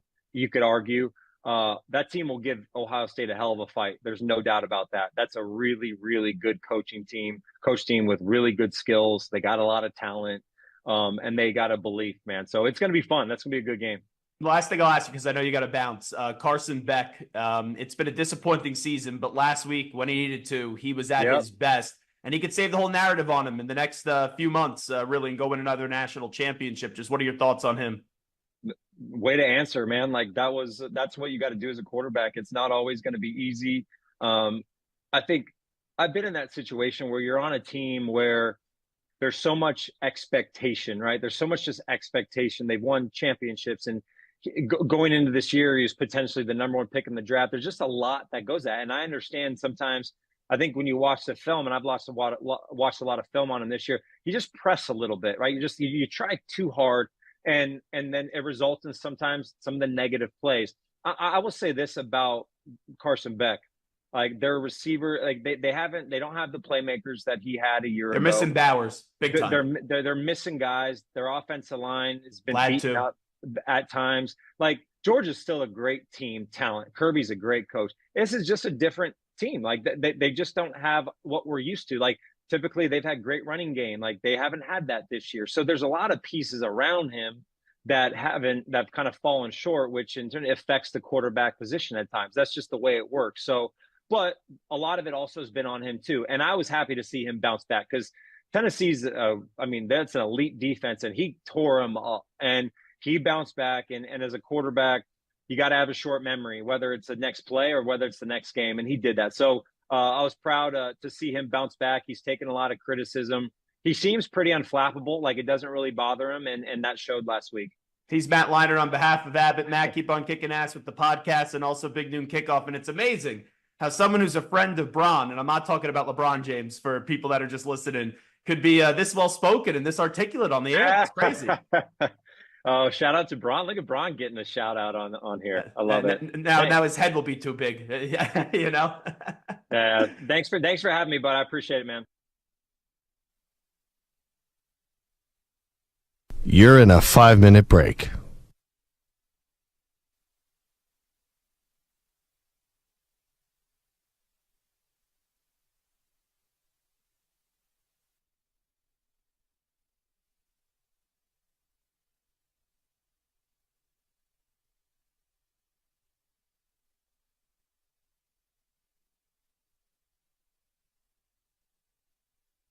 Four minutes, 30 seconds remaining.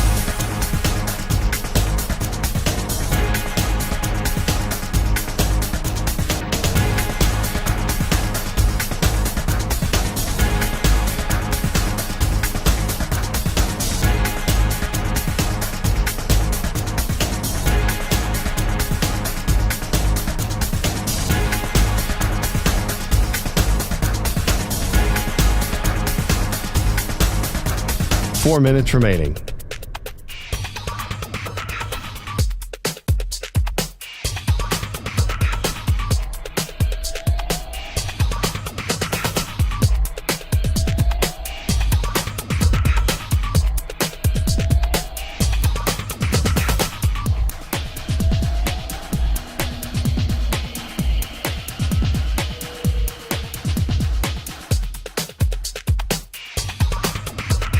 Three minutes, 30 seconds remaining.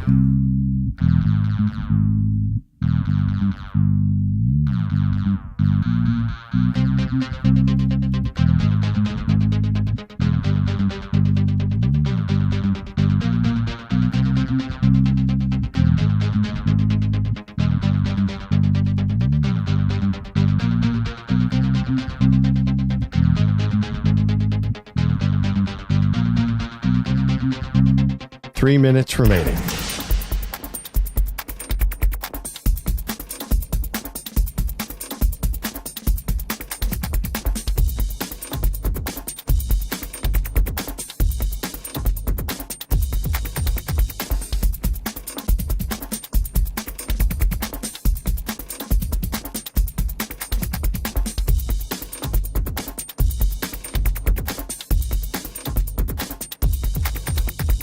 Two minutes, 30 seconds remaining.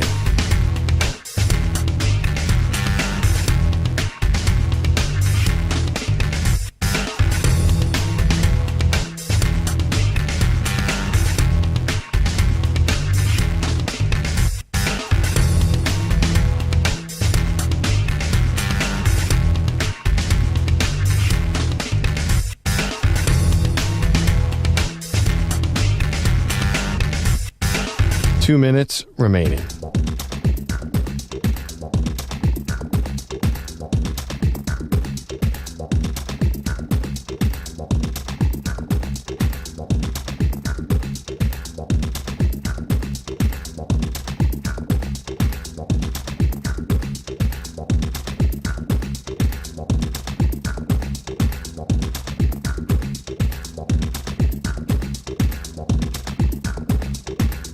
One minute, 30 seconds remaining.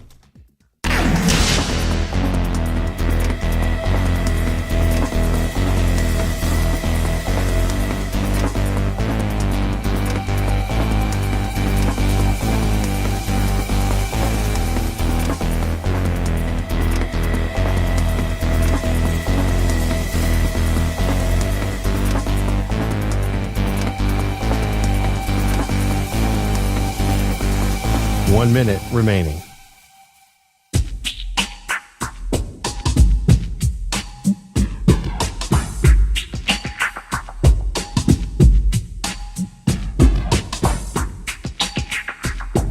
Forty-five seconds remaining.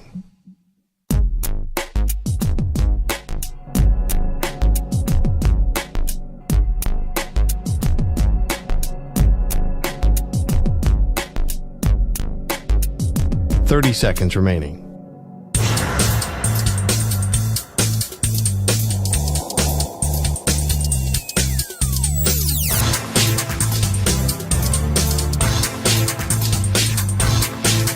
Fifteen seconds.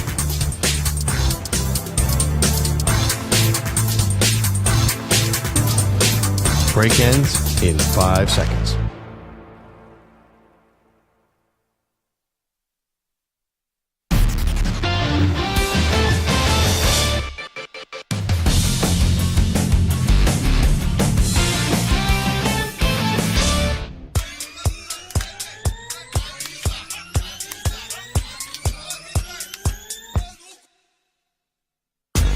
This is the Zach Gelb Show on the Infinity Sports Network. All righty, it is the Infinity Sports Network. It is the Zach Gelb Show. Let's get to what I think the College Football Playoff Committee will do tonight. I think this is the toughest rankings that we're going to see to try to predict. The first time I thought it was obvious. The second time I just had to flip-flop two teams. This one I have no damn clue because you usually don't see, I feel like, back-to-back-to-back Big Ten teams, but suggesting what the previous rankings were, you should probably see that tonight. Tennessee falling last week is then going to have them fade out of the top 12 in terms of who makes the bracket. And I would imagine Georgia gets back in, but how high is Georgia going to go? And here's the other thing, Stu. I understand the committee doesn't always make sense, and I just want to see the right 12 teams get in. I'm not a big, right now, let's freak out on the order type of guy. I just want to have them get the right 12 teams in, and if they put in all the 12 teams that I say, I'm good with that. But I will say the Georgia ranking to me is the most fascinating one because I could see the committee putting Georgia past either Ole Miss or Alabama, but if they do that, it's kind of stupid because Alabama beat Georgia and Ole Miss beat Georgia.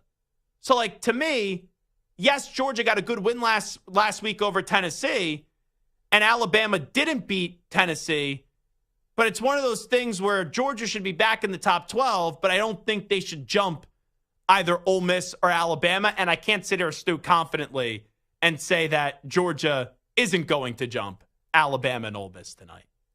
So that's the confusing part, Stu, when I look at the rankings. Yeah, I mean, I know it's not the same, but if you look at the top 25, they have Georgia over Ole Miss and behind Alabama. So I don't know if that means anything, but I guess it's a possibility. Are you confident after tonight that Notre Dame is going to be in a spot to have a home playoff game? So either 8, 7, 6, or 5. Do you think Notre Dame will be in that top part to get a home playoff game after the rankings tonight? Yeah, I do. And I think if they win out, they will definitely have a home game. I would agree with that as well. And here's the other thing. When you have the SEC championship game and the Big Ten championship game, which we don't know who's going to play in that, is the loser of that game, and let's say that's so they pick up their third loss, are they going to get penalized where a team that didn't make the Big Ten or SEC championship game, probably more so in the SEC than it would be in the Big Ten with how it's currently slated. It's just more of an SEC question. Would the SEC loser of the SEC championship game get their third loss and be out? And then a team, I don't know, like let's say if Georgia only has 2 losses in the regular season, I think they're getting in. But if one of these teams gets to the SEC championship game, that's where they get their third loss. It's almost as if now we're penalizing and having a punitive action for making it farther into the conference championship game than a team that wouldn't, and then they would get to play longer into the actual season of college football. That, to me, is another big thing to monitor. Maybe not tonight, but when you get towards the final rankings and when the bracket comes out, do we have a screw job that goes on between a team that got into the SEC championship game that ends up losing still? Yeah, that's fascinating. I mean, like, off the top of my head, if you're saying a 3-loss team, I would say they're out, but you're right. That would be like if they get their third loss in the regular season, donezo. Right. But if their third loss happens in the SEC championship it's a little game, different.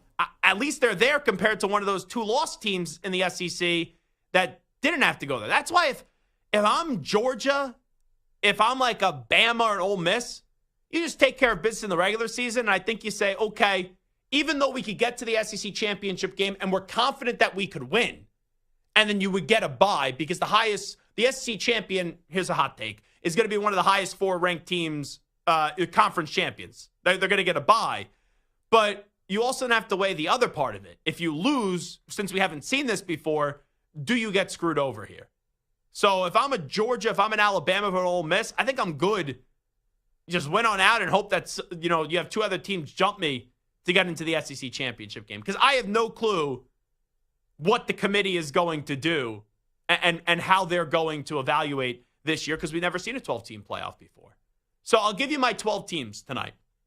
And I'm not giving the order in terms of, okay, like let's say if I put BYU as a bye, I'm not saying they're actually the 4th best team in the country. I'm a bracket guy, all right? I'm telling you how I think the bracket will look tonight.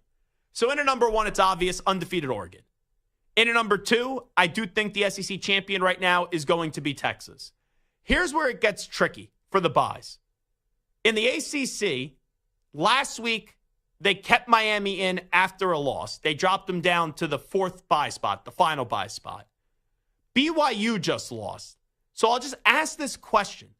Does SMU replace Miami? They didn't last week. I don't think they would this week. So I think Miami is not only going to have a bye once again, and they may not win the ACC this year, but I do think Miami this week is going to get that 3rd bye spot and move back up. But with that being said, I could see the case why you would say, maybe you replace Miami in the ACC. I don't think the committee will do so since they didn't do it last week. BYU is going to be fascinating because sometimes these rankings are done to do what? Have a reaction. Spark conversation. No offense to BYU. I love Jake Retzloff. I love Kalani Sitake.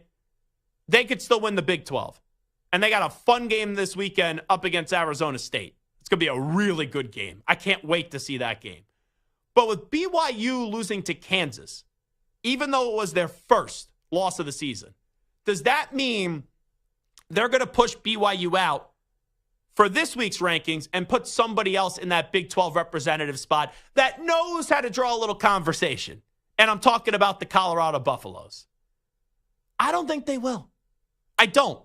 I'm not saying it's impossible. It has definitely crossed my mind, but I'm going to keep BYU in there for now and getting a bye spot. So Oregon, Texas, Miami, BYU, I do think will be your 4 buys tonight in that order. 5th spot, obvious, it's Ohio State. 6, the committee, even Hickey was saying he thought that Penn State was ranked a little bit too high. With 1 loss and it being to Ohio State, I do think Penn State is going to be in at number 6 seed. This is where we get tricky. Because if you just bump everybody up by the last week rankings, right, you would think Indiana would be 7 and Notre Dame would be 8. I would say probably after the Ohio State spot at 5, that's when you start to look, and assuming Texas is the SEC winner, do one of these SEC teams jump up and elevate themselves to number 6 this week at all? I'm going to go by logic and by the previous rankings and how my formula has been working so far. So I'm going to say Penn State is the 6th seed in the bracket. Indiana is the 7th seed in the bracket. This is where I get uncomfortable here. And Notre Dame is 8. Then after that, I think Alabama should be 9. Ole Miss should be 10. Georgia should be 11. And then Boise State should be 12. I'm not confident this week. Week 1, I was extremely confident. Week 2, I was extremely confident. I think I feel good in the bracket 1 through, I'll even go to 6. But after that, I think the placing of the SEC teams is crazy because if you did say to me, hey, Alabama, Ole Miss, Georgia, do you like them over Penn State? I would say yes. Do you like them over Indiana? I would say yes. Do you like them even over Notre Dame? I would say yes. But I got to judge what has happened on the field. Notre Dame only has 1 loss. Bad loss, but only 1 loss. Indiana hasn't lost the game yet. Penn State only has 1 loss. Ohio State only has 1 loss, and it was to Oregon by a point. So I know that's heavy Big Ten. And after this week, you'll see Indiana probably fall if they do lose to Ohio State. If they don't lose to Ohio State, then Indiana will rise and Ohio State will fall. But I wonder if they try to jump up and elevate these SEC teams this week and the ordering of Bama, Ole Miss, Georgia, how high they will get and how they will rank those 3 teams, 1 compared to the other 2, is fascinating to me because I really do believe that Alabama and Ole Miss should be ranked higher than Georgia because they beat them both this year. So that's just something that I have thought about. So that means I have Oregon, Texas, Miami, BYU buys. And then the way the matchups would be Boise State at Ohio State. It would be then Georgia at Penn State, Ole Miss at Indiana, and then it would be Alabama at Notre Dame. And if I had to be honest, though, Boise State at Ohio State, I do think Boise State could give Ohio State a game. They only lost to Oregon by 3, but I think the Buckeyes would win. Georgia at Penn State, if that was the matchup, give me Georgia all damn day. and night long if you want to, depending on the time of the game. Ole Miss at Indiana, I would take Ole Miss. And Alabama at Notre Dame, I would take Alabama. So even though I believe in those SEC teams more, a little bit more than some of the Big Ten teams, once you get past Ohio State and Oregon, that to me is going to be the fascinating part of the night, is how these SEC teams are ranked and how high they are ranked and who jumps over the other teams. So that's what I think is going to happen tonight. Oregon, Texas, Miami, BYU with the byes. Boise at Ohio State in the 5-12. Georgia at Penn State in the 11-6.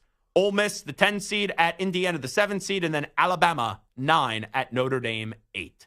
All righty, 855-212-4227, 855-212-4227. It is the Zach Gelb Show on the Infinity Sports Network. We will take a break. We'll come on back. We'll update you on some of the biggest stories in the world of sports with some audio. We call that segment the News Brief, where Michael Irvin, playmaker, has something very interesting to say about primetime. And also, Myles Garrett is sparking back up that beef between him and TJ Watt from the Defensive Player of the Year awards that did happen, that we were a part of as well. So we'll get into all that when we return. Update time first. Here's Zach.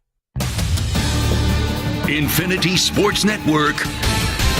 Sports Flash. Well, the Jets are in the market for a new general manager again with Joe Douglas fired. The team has not made the playoffs since 2010 and never had a winning record since Douglas came on board in 2019, going 30-64. His dismissal comes 7 weeks after head coach Robert Saleh was let go. Phil Savage takes over in the interim. The 8-9-3 Boston Bruins have fired head coach Jim Montgomery 20 games into his third season. Assistant Joe Sacco takes over. Alex Ovechkin's pursuit of Wayne Gretzky's goal-scoring record takes a back seat for the moment with the Cap star week to week due to a leg injury. The NBA's only unbeaten team meets the defending champs tonight. The Cavaliers have stormed out of the gate with 15 straight wins. They'll take on the Celtics in Boston, always a tough place to win. Cleveland's winning streak has its biggest test yet. Head coach Kenny Atkinson wouldn't have it any other way. I know our guys are anxious. I know they, remember last year, and we're going well. They're going well. Boston Garden. I mean, what's better than that? I mean, this is just great for the league. Great for our franchise. We're excited about it. And baseball's Manager of the Year will be named tonight. I'm Rich Ecker. This is the Infinity Sports Network. Follow us on X. Our handle is INF Sports Network. That's INF Sports Network on X.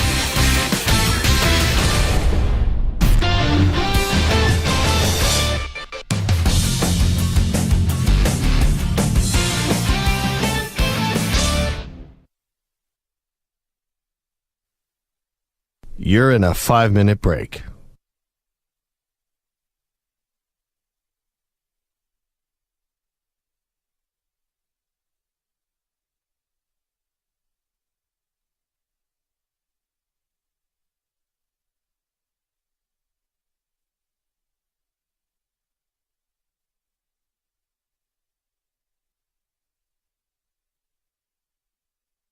Four minutes, 30 seconds remaining.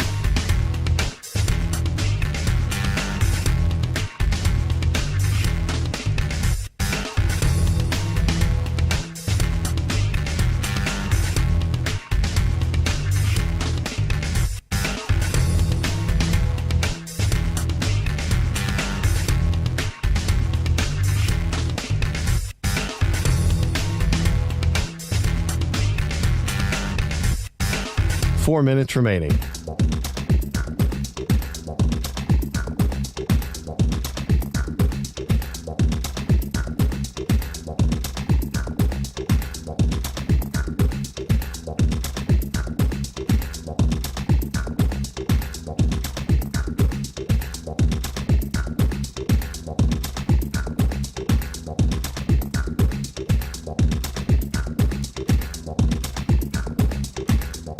Three minutes, 30 seconds remaining.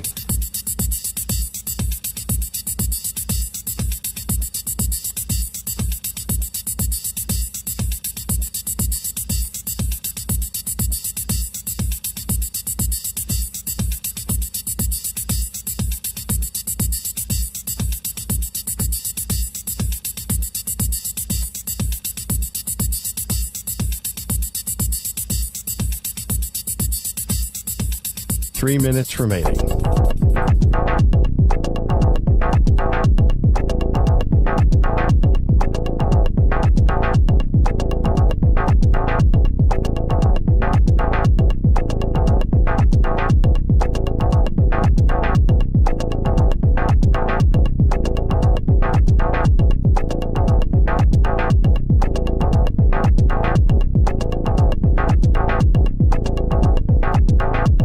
Two minutes, 30 seconds remaining.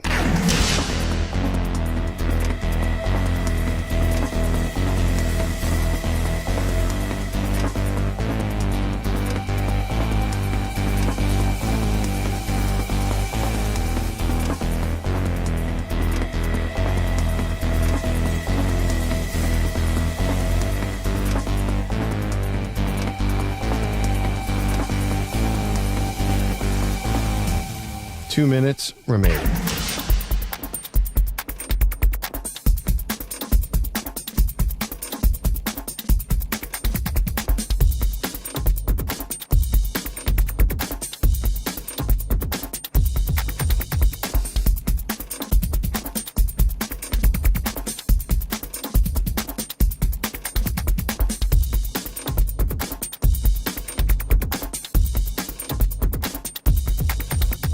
One minute, 30 seconds remaining.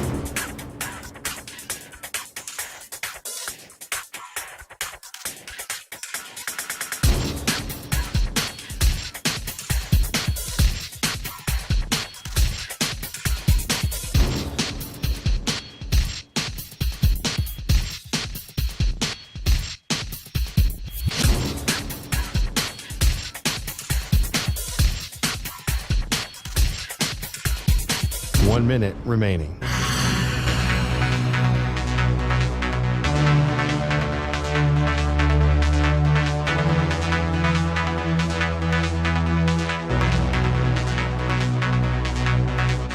Forty-five seconds remaining.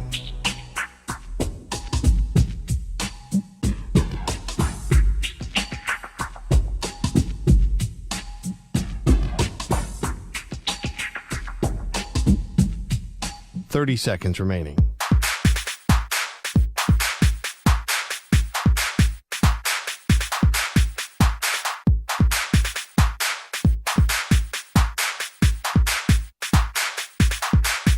Fifteen seconds.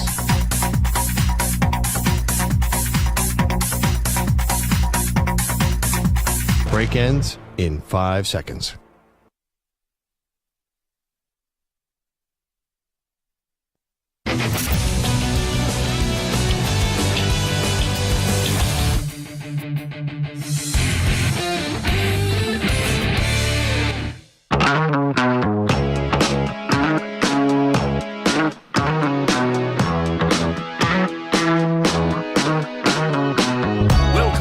To the Zach Gelb Show on the Infinity Sports Network.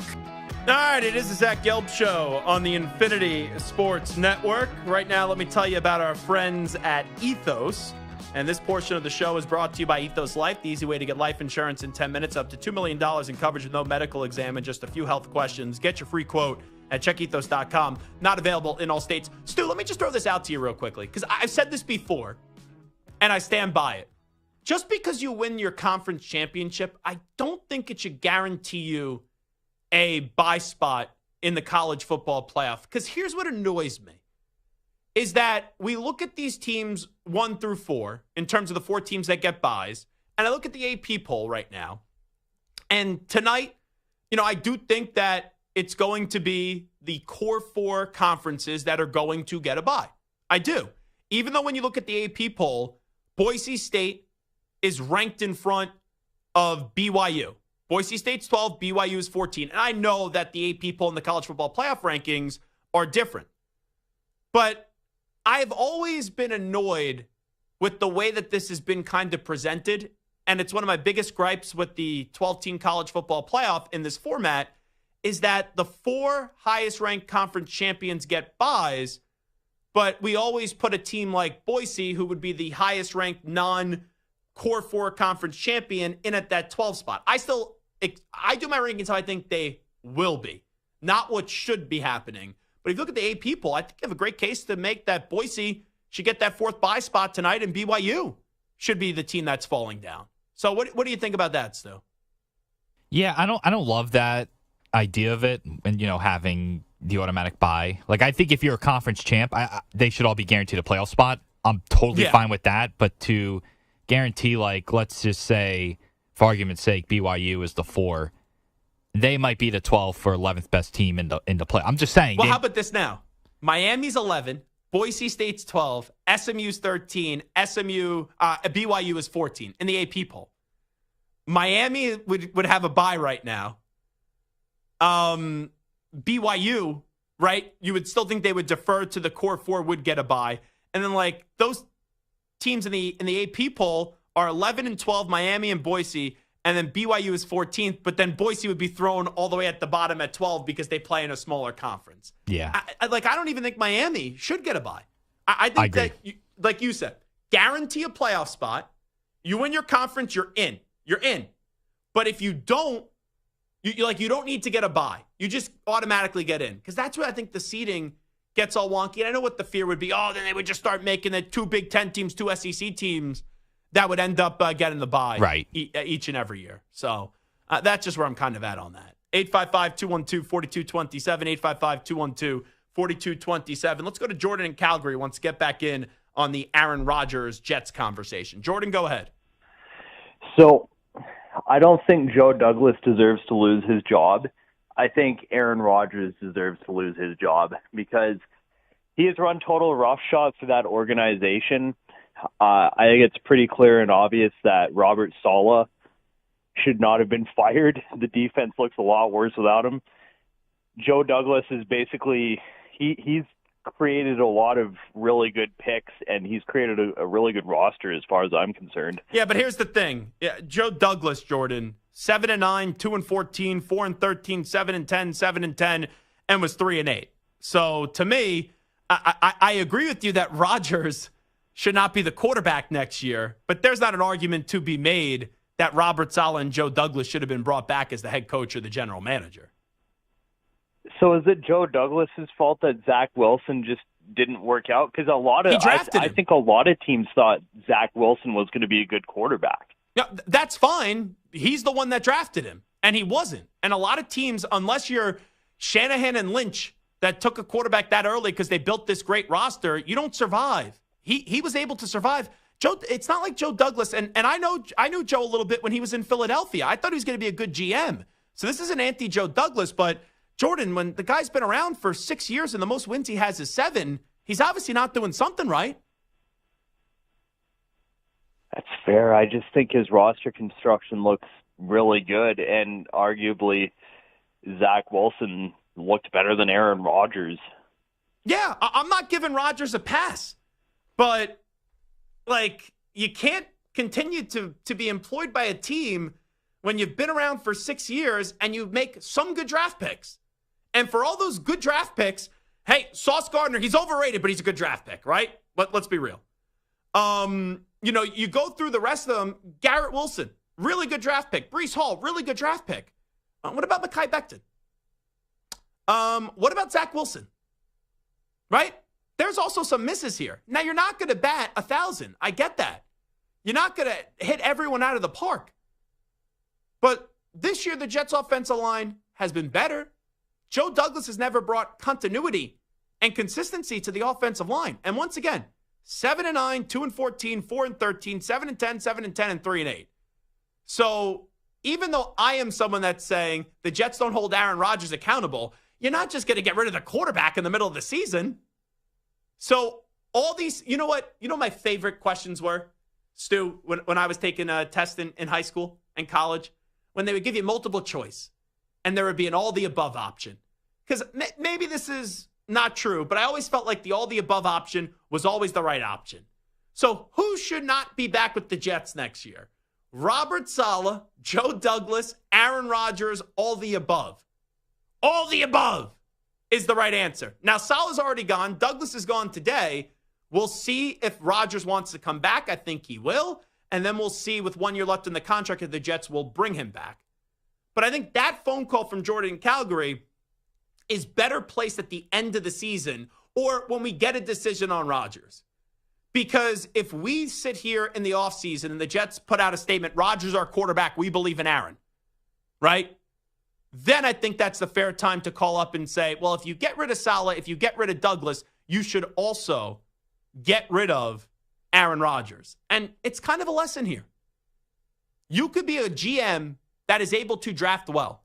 You could bring in some pieces, but if you don't get the quarterback right, you're going to be out of a job. But for Joe Douglas, who's a nice guy, has made some good picks, I can't sit here and say that he got like the short end of the deal here and he got a raw deal when once again, wasn't as if he was only here for 2-3 years. He was here for 6 years in New York. 7-9, 2-14, 4-13, 7-10, 7-10, 3-8. What world can you not even be average in and still continue to keep your job for that long? Let's go to Ed in Pennsylvania next up on the show. Ed, go ahead. Hey, Zach, thanks for taking my call. I agree with you. I've been wanting to call in since Saleh got fired, but if there was any other QB on the Jets, everybody would be in agreement saying that the GM and the coach should have been fired. But since it's Rodgers, I feel like everybody just blames him for everything. And it's just, they were bad, those two were bad before he got there. Yeah, and here's a newsflash. Aaron Rodgers is a bad quarterback right now. You know, his bad play still may be better than a lot of other quarterbacks in this league, but it doesn't mean that he's this wonderful quarterback. Aaron Rodgers has been a bad leader here. Now, I'm not saying that Saleh and Douglas don't get any of the blame. They get a good portion of the blame, Ed, but Rodgers has to get some blame too. And to me, this is what makes a football team unsuccessful. When you have your quarterback running the entire damn show. Look at the end of that press conference in Green Bay when Rodgers ran through a list of players. And he was like, oh, they let this guy go. They let that guy go. They let this guy go. What did those players do once they left Green Bay? It was right to move on for them. Gutekunst ended up looking like a genius. And Rodgers looked like a fool. Even Brady and Belichick. Say how you want how we look at that now. Brady had power in the organization, but Belichick still ran the show. Because sometimes a quarterback, and a lot of times a great quarterback, shouldn't be picking the players, all of them. Because he may want someone, okay, you can listen to it. But then with that being said, you have to build a team. And basically the Jets said, because they're incompetent, oh yeah, we want Aaron. Robert Saleh, you could stay. No one thought Robert Saleh should have been brought back last year, but Aaron wanted him back. Why did Aaron want him back? Because he controlled him. And the moment Robert Saleh spoke out of line, they could say Woody Johnson made this decision all they want. Robert Saleh doesn't get fired if Aaron Rodgers doesn't sign off on it. Stop with the bull junk that the Jets keep on trying to feed to you and whatever they try to spew to you. And Joe Douglas was good at drafting some players. He also had a bunch of misses. I don't think Rodgers necessarily, but you look at that move today and it was Rodgers who was forcing that move to happen. No. The timing of it is bizarre. I don't think there's any benefit to getting rid of a GM right now this late in the game. You know, his contract was up anyway at the end of the year and he wasn't coming back. And they were just going to let that relationship run its course. But ultimately, Aaron Rodgers not playing well did Joe Douglas in. Because what did Jets fans try to tell us? Oh, the roster's so good, right? Look at this roster. All they need is a quarterback. And Aaron didn't live up to the hype. And I know he got hurt last year, but Aaron Rodgers this year, he's had some drives, game on the line, he's throwing picks, all right? And, you know, blame Mike Williams all you want. Mike Williams gets dropped in Pittsburgh, gets a game-winning touchdown instantly. And it's amazing to me, really amazing to me, that I have had so many people today respond to my tweet about the Jets being a job that's undesirable. And they keep on praising this roster.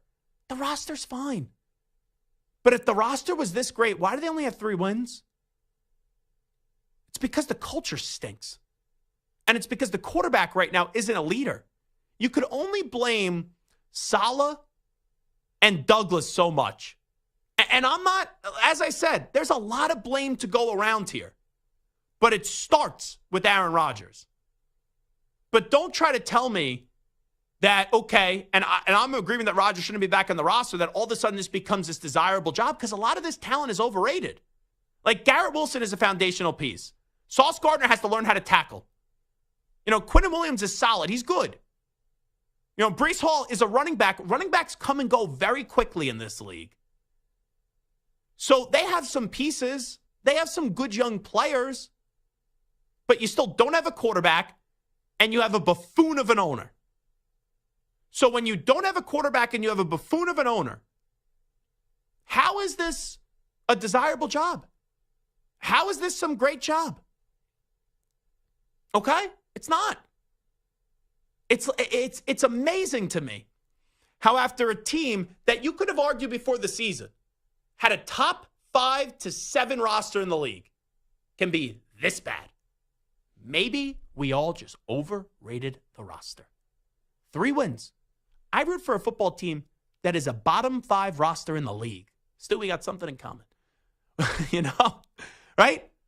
And my football team, how many wins do the Raiders have, by the way, Stu? They have 2 wins at this point. Okay. The Jets are 1 off the Raiders with 2, and the Jets and the Patriots are even at 3.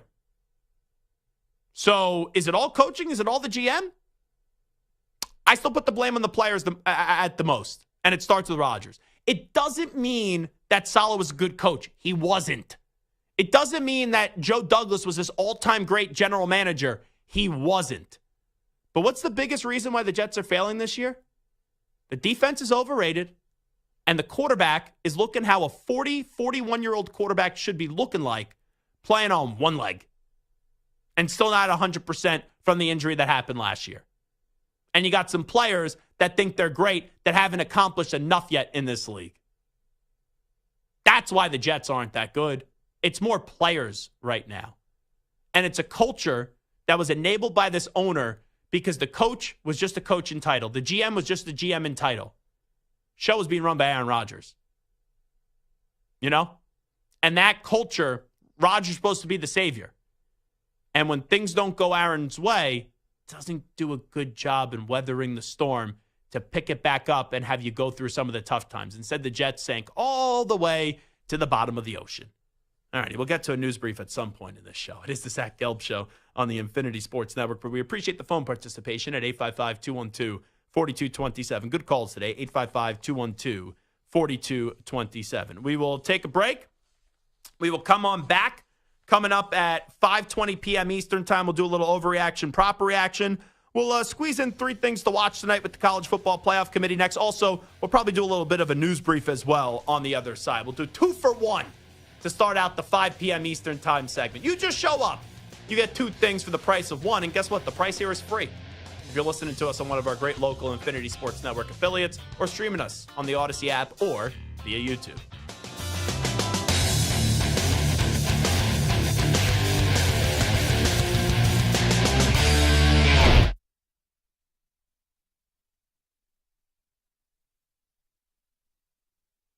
You're in a 5-minute break.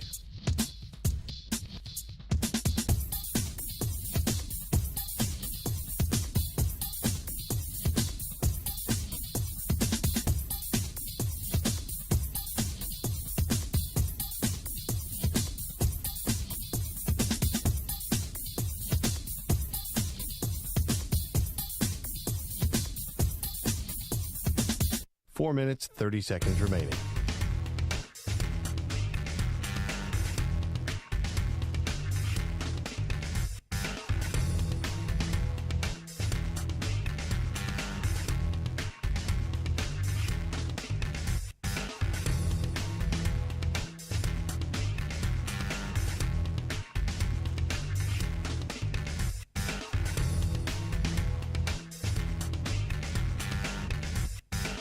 Four minutes remaining.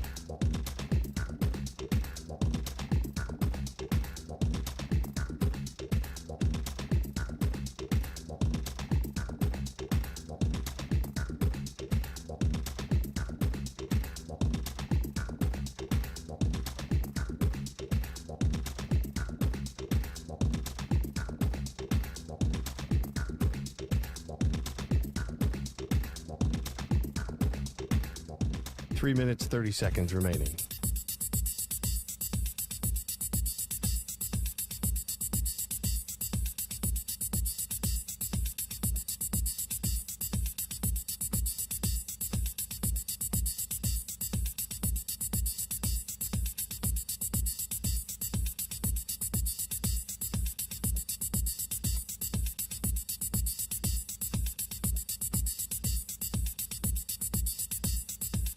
3 minutes remaining.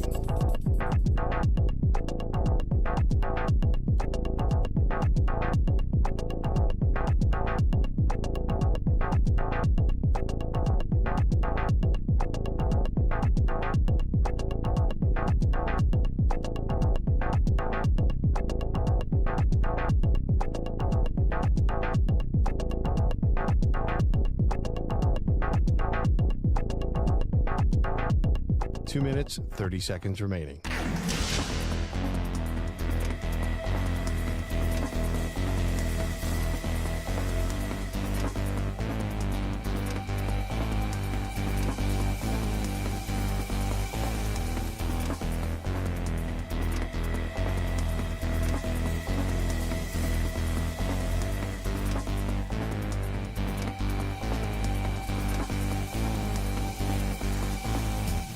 Two minutes remaining.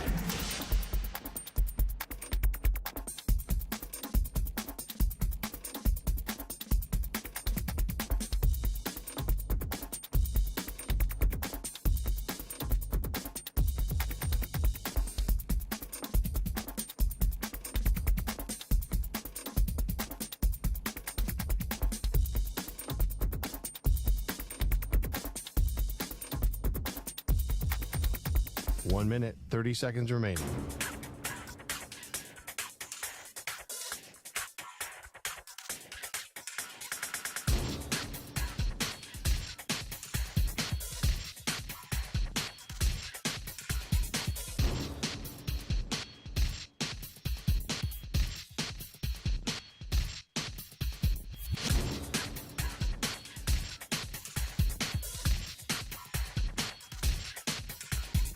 One minute remaining.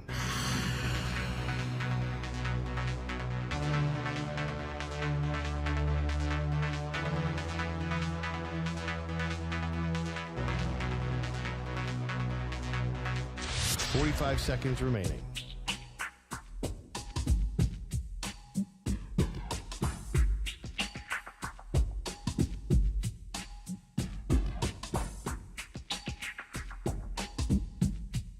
Thirty seconds remaining.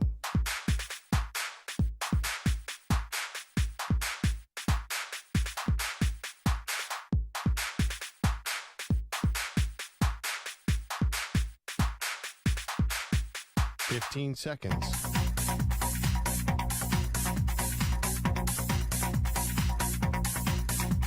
Break ends in 5 seconds.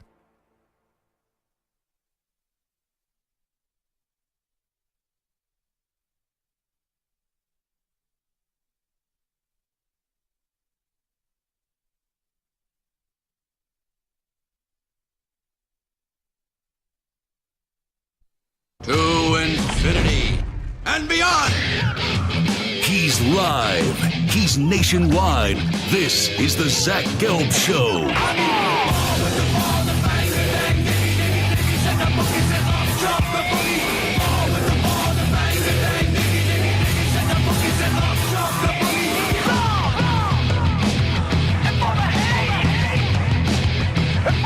Here's your host, Zach Gelb. Alrighty, hour number 3 of our radio program. Busy day. It is the Zach Gelb Show on the Infinity Sports Network. The Jets suck. They get rid of their GM. Now their coach is already gone too. Aaron Rodgers still remains. Will he be back next season? We shall see. We were joined by Matt Leinart earlier. He wants to see more toughness out of USC, even after USC's victory up against Nebraska. We predicted the college football playoff rankings, and I think they will go down tonight. And if you did miss that, I did put the bracket out at Zach Gelb on Twitter. Is where you could find it. And I'll also throw it up on my Instagram as well, at Zach Gelb, ZachGelb. And my best guess is this: Oregon 1, Texas 2, Miami 3, BYU 4 in terms of who's going to get the buys. I then have Ohio State going up against Boise State, 5-12. Penn State going up against Georgia, 6-11. Indiana going up against Ole Miss, 7-10.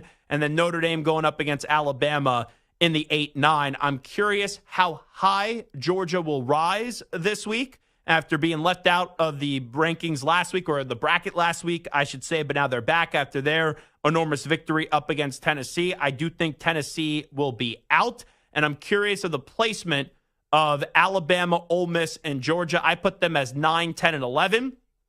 We know Ohio State's going to be in that 5th spot. Oregon's going to be 1. Does any of those teams in the SEC jump a Penn State or an Indiana this week? And how are they going to rank Bama, Ole Miss, and Georgia? Because you did have Ole Miss and Alabama both defeat Georgia this year. So some things to monitor. And I would still think BYU is in. Are they going to have a bye spot? We shall have to wait and see. And I still think Miami would be in out of the ACC. Now, the more and more I think about the 12 teams, at the end of the year, I'll do this real quickly. Will they be in or out? I'm just talking about the bracket. Oregon in, Texas in. I'm starting to lean that Miami's going to be out.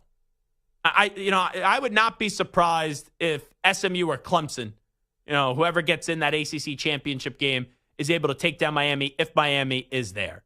So I'm going to start to say your conference champions are going to be Oregon. I'll stick with Texas for now. Now, let's just do in terms of teams that are going to make it. I'll go Oregon. I will go Texas. I think Miami will be out, so I will put SMU in there instead for now. BYU, I don't think is going to make it. I would put Colorado. And then all the other teams, I think, are going to hold. I don't think Tennessee is going to make the playoff this year. So I'll have Indiana, even after a loss to Ohio State this week, I still think they'll get in. They were ranked 5th last week, so I still think they'll get in. Ole Miss, Penn State, Georgia, Ohio State, Boise State, Notre Dame, and Alabama. Now, I think those are going to be your 12 teams. So BYU, even though they'll be in tonight, I think they'll be out at the end because Colorado's going to get in. Miami, something just tells me they're not going to win the ACC, even though they're too reliant on Cam Ward, and he's phenomenal. But there were some games early in the year that they should have lost that officials, the screw job up against Virginia Tech, and what a heck of a comeback up against Cal. And I think the bye spots are the ones to watch in terms of the Big 12 and the ACC.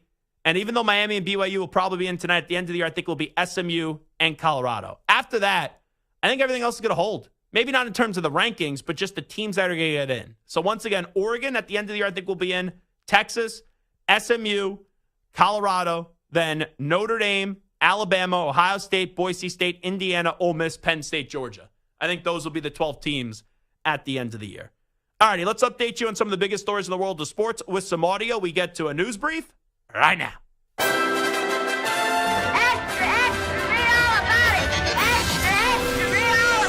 Time for your daily news brief. We get you caught up on the rumors, reports, and reconnaissance from the day in sports. So I saw Michael Irvin, the playmaker. He was at that Jake Paul, Mike Tyson fight. Is there an event that Michael Irvin is never at? Every year, Michael Irvin is always at any event that's big. Michael Irvin is there.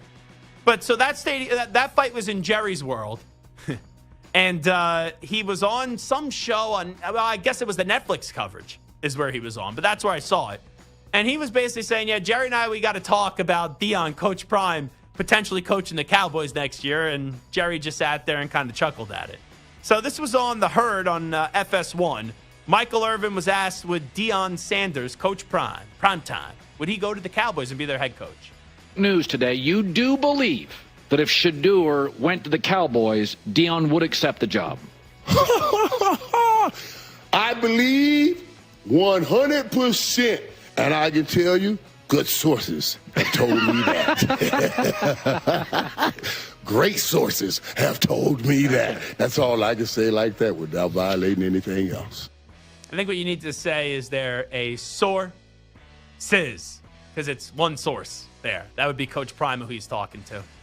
I don't know. I still think that Deion, and maybe I'm a dope here, which is a chance that I'm a dope.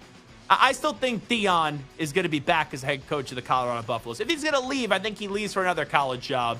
And if he does leave to eventually go to the NFL, I do think you're going to need to see the coach that drafts Shador then get fired within a year or two. But the Cowboys would be crazy enough to hire someone that is kind of like an underwhelming hire and then draft Shador and then go, okay, we're going to move you to offensive and defensive coordinator. We'll still pay your salary, but then we're going to go hire Coach Prime. That would be something that is Cowboys like. Here's Jerry Jones.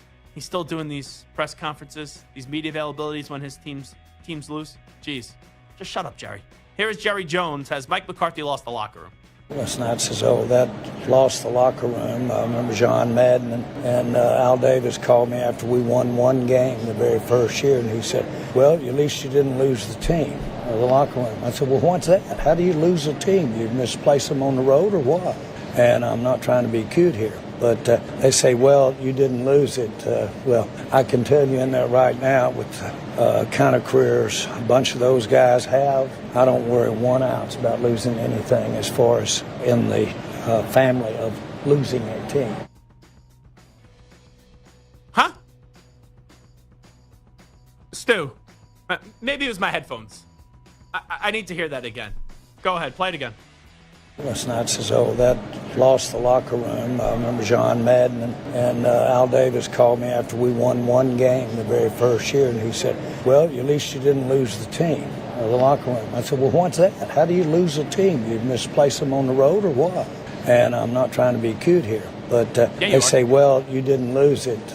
Well, I can tell you in there right now with kind of careers a bunch of those guys have, I don't worry 1 ounce about losing anything as far as in the family of losing a team. I hate to say this. I do. I feel like I was watching or listening right there to the first presidential debate before, Biden had to tap out. That's the nicest way I could say what I just said there. That made absolutely positively zero. And I mean 0 cents. I feel bad making fun of Jerry Jones at this stage. He asked for it, but he just doesn't sound like he has it all there anymore. Your last 6 home games, your team has been outscored in the first half by 141 points to 51. In just the first half. When you look at the entirety of those 6 games, 0-6 being outscored by 235 points to 101 points. And your team, here's the other part too. And it goes back multiple years. The team has admitted they have not been ready before the start of playoff games. So yes, there is a disconnect in that locker room. Now I get it, you're starting Cooper Rush last night. How bad is Trey Lance, by the way, that we can't see Trey Lance get the start in Dallas? But Jerry, he speaks.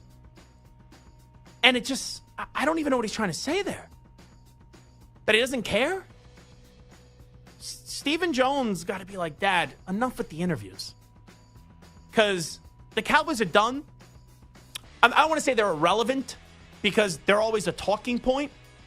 But don't add fuel to the fire here. You know, don't show up with your clown shoes on, Jerry Jones. Just shut up. All right? Be silent. Silent is better in this situation. Be like all the other owners in the league. They don't talk after games. That's tough to hear. Whether you like Jerry Jones or not, that is tough to hear. Let's listen up to John Harbaugh. This was asked after those 2 missed kicks. I know he's has not been the immortal Justin Tucker so far this year, but here's John Harbaugh. Would they consider replacing Justin Tucker? No, there's no thought to that. I mean, you have to find that competition first. Just if you're going to be blunt about it, where is that competition? That would be one thing. And the best option right now is to get Justin, back on point, because he's fully capable of doing it. Certainly haven't lost any confidence in Justin Tucker. He's definitely our best option, and he's going to make a lot of kicks. I really believe that going forward. That's not competition right now at this time. No, that's not something we want for Justin. I think this would be fun. Stu, how similar do you think John and Jim Harbaugh sound? Just sound alike when they speak. Pretty close. I think there's a slight difference in their voice, but it's pretty close. It's like a 9 out of 10. Now, this could be a horrible radio idea, but you think it's pretty close to being identical. Maybe we just pull some clips from Jim Harbaugh talking and John Harbaugh talking and see if I could spot the difference coming up, in the next week or two. Do it like on a Wednesday or something, in the middle of the week. Let's go to Sean Payton. Great game by Bo Nix, but he's telling everyone to relax, pump the brakes a little bit. Yeah, let's not send this kid to Canton quite yet, please. All right? We're sitting here, middle of the season. He's playing well. I'm excited. The film showed he's playing well. The film showed a few things, though, that I wanted to scream at him about. We'll keep correcting those things. But I like the way he prepares. I love the way he comes to work. I love his enthusiasm. I think it's naturally contagious. I think he's a winner. And so I'm real encouraged by that. Let me just say this. Sean's growing on me. I didn't like at the end of New Orleans. He left and he just wasn't honest. And it's because he didn't have a quarterback. The obsession with Taysom Hill as a quarterback was always bizarre to me. I didn't think he was a good fit in Denver. And he just took that job to take a job. I didn't love how he treated Russell Wilson. But I will say the early part of this marriage between Sean Payton and Bo Nix is fun. Now, I don't know how fun it is for you, Stu, because you're in the AFC West and you don't have a coach, you don't have a quarterback. But I will say I didn't like Sean a lot the last 2 to 3 years. The last few weeks, he has kind of reeled me back in, Stu. Yeah, no, it's been a good story. Yeah, I don't. It doesn't bother me because my team's so uncompetitive. Yeah, like you're just. I hate to say it. You're down. numb. Yeah, to other teams' success. I am. Like you go in the hallway here, Gallo. He is a Broncos fan. He hates Sean Payton. He does. Yes. And I think this is actually tough for him that they're winning because he wasn't a believer in Sean Payton. But here's Stu. It's now 20-something years where you don't have a consistent coach or a decent coach.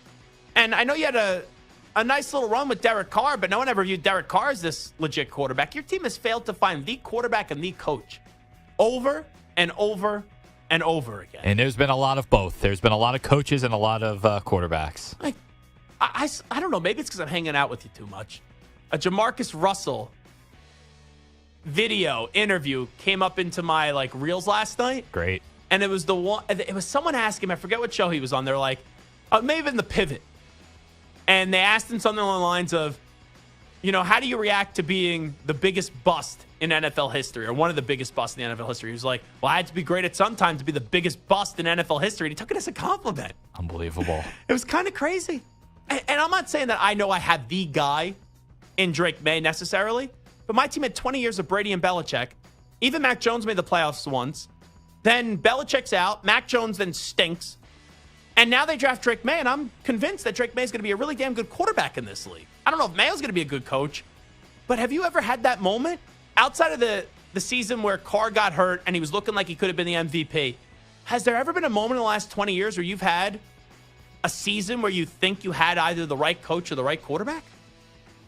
So when they traded for Carson Palmer, I thought that was a good move and that was going to propel them in the right direction. And then, like you said, with Carr in 2016, Carr and Khalil Mack, I thought they were really building something that was going to be pretty good. But other than that, no. Yeah. You're due. Okay? Yes. Don't hold your breath. I don't want to lose you. But you do, Stu. You do. Here is Shams Charania. The Sixers suck, and they had a team meeting. Listen up to this team meeting on the Pat McAfee Show. Last night, they had an hour-and-a-half long team meeting in that post-game locker room in Miami. And I think a lot was said, a lot was accepted, a lot was aired out. But most notable of all that, Pat, I was told Tyrese Maxey, he challenged Joel Embiid, the face of the franchise, that we need you to be on time for team activities. And saying that there's a trickle-down effect. When you are missing, when you are tardy, when you are late, for what I was told everything was the line. It has an effect on the rest of the locker room, the rest of the players, the coaching staff. This was the elephant in the room that I think a lot of people saw coming for a really long time. Nice to say. Does Joel Embiid, does he take that, even though he has a good relationship with Tyrese Maxey, to heart? Or does he kind of just brush it off? Say what you want about Allen Iverson with the whole practice rant. And I know Joel Embiid has won an MVP. Joel Embiid, you could be a whole lot better. And you got to put in more work. I know your body is basically, it's been broken down for a while. But when you get on the court, you're this unstoppable force. But in the playoffs, it's the same thing every year. You're out of shape. And you don't last long in these series. A few years ago in Celtics, I hammered a bet in the middle of the game because I knew that Joel Embiid was going to give you nothing in the second half because I've seen this over and over and over again. That's a bad look for Joel Embiid. Embiid's going to request a trade because I don't think that dude's going to be able to weather the criticism and weather the storm. And I know, right, heat culture, it's the antithesis of Embiid. I would not be surprised if Embiid's like, oh, let me go down to Miami. Let me go to Miami. Would not shock me one bit. All right, Paul Skeens. Who wouldn't want to be Paul Skeens? Obvious. It's because he's one of the best pitchers in Major League Baseball, started the All-Star game, is the NL Rookie of the Year, and, oh, yeah, by the way, he's dating Livy Dunn. Hello. MLB Network, Paul Skeens on winning the NL Rookie of the Year. Congratulations, Paul, from all of us. What does this honor mean to you right now? This is cool. It's amazing because Livy Dunn has such a great personality. She has a lot going on for her. She has a great personality, though. Right? She knows how to dominate social media. Paul Skeens has zero personality. Zero. What is it like to win Rookie of the Year? It's cool. This is cool. And even Livy Dunn, she was laughing hysterically because she knew that was going to go all over the place. Here is Myles Garrett on TJ Watt last year being upset that Myles Garrett won Defensive Player of the Year. I've never complained about the trophy not being in my house and vice versa. He shouldn't be feeling two ways about it going to me. So I'm just going to play the game. I don't play against TJ. He doesn't play against me, but we'll have a plan to go out and do what we're supposed to, win the game, and dominate on defense. But it's up for grabs this year, and we'll see the best man win. Stu, it's amazing to me because you've been on these teams that have been really bad, and then you have players talk. It's amazing that players who talk when their teams stink and they take shots at other people whose teams are really good and successful. It makes no sense. And I know you could only answer the questions that you could ask, but there's ways to avoid making yourself just look like a fool here. And as a fan, there's nothing more insufferable when you're on a losing team and your team isn't playing well. When players go out of their way to try to tear down other people because of previous beefs when they're having success. The Jets do it. The Browns do it. Joel Embiid, does it. It's amazing how some of these athletes just do not get it. Simple as that. All right, I'll play you one more. His Mr. Mumbles, Bill Belichick, on the Let's Go podcast with Jim Gray on Aaron Rodgers.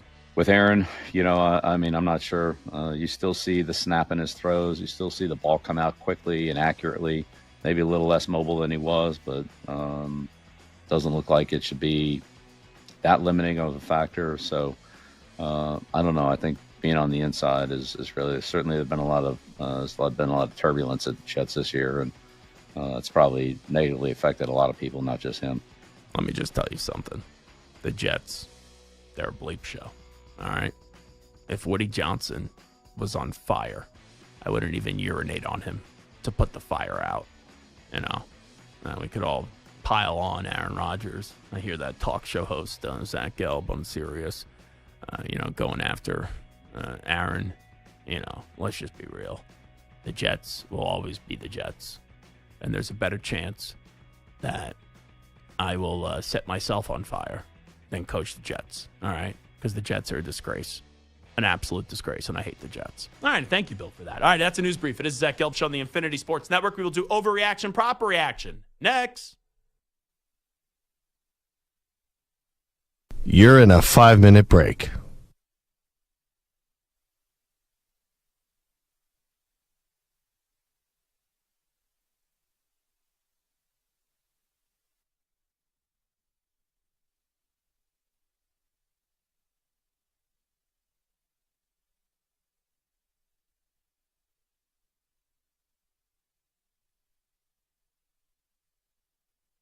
Four minutes, 30 seconds remaining.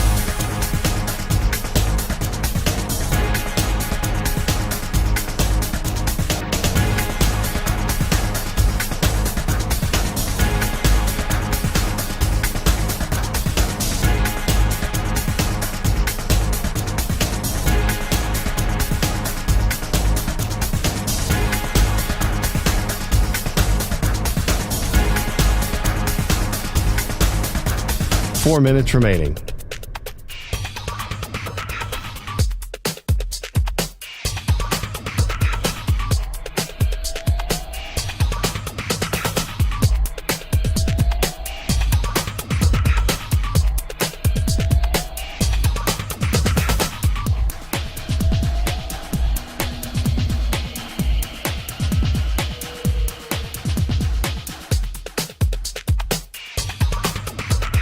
3 minutes, 30 seconds remaining.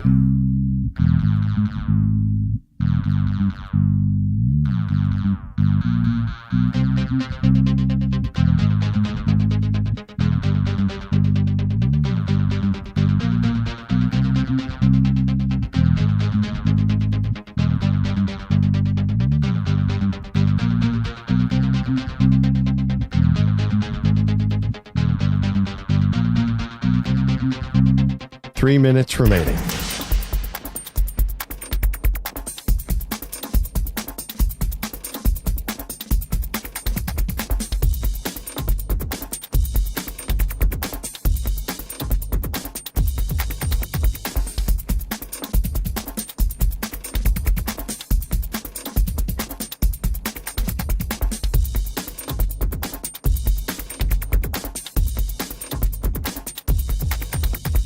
Two minutes, 30 seconds remaining.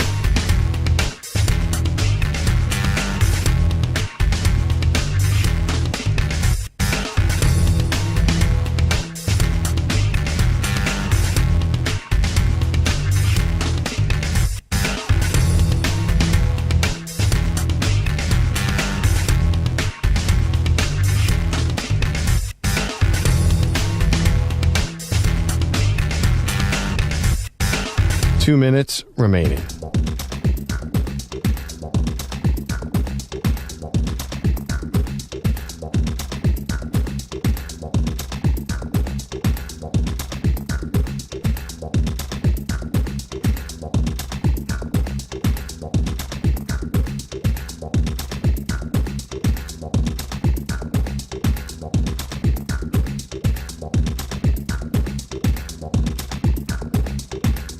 One minute, 30 seconds remaining.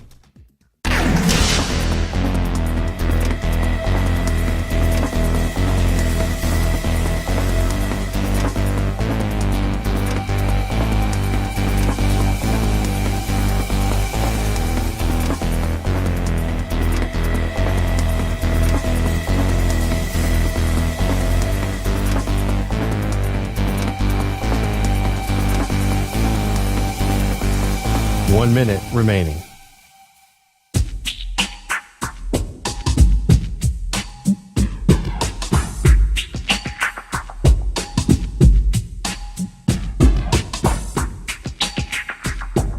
.45 seconds remaining.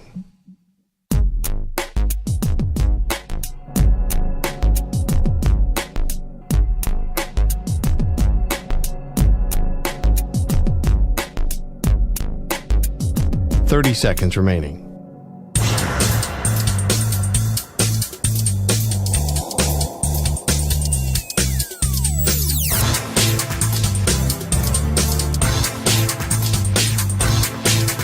.15 seconds.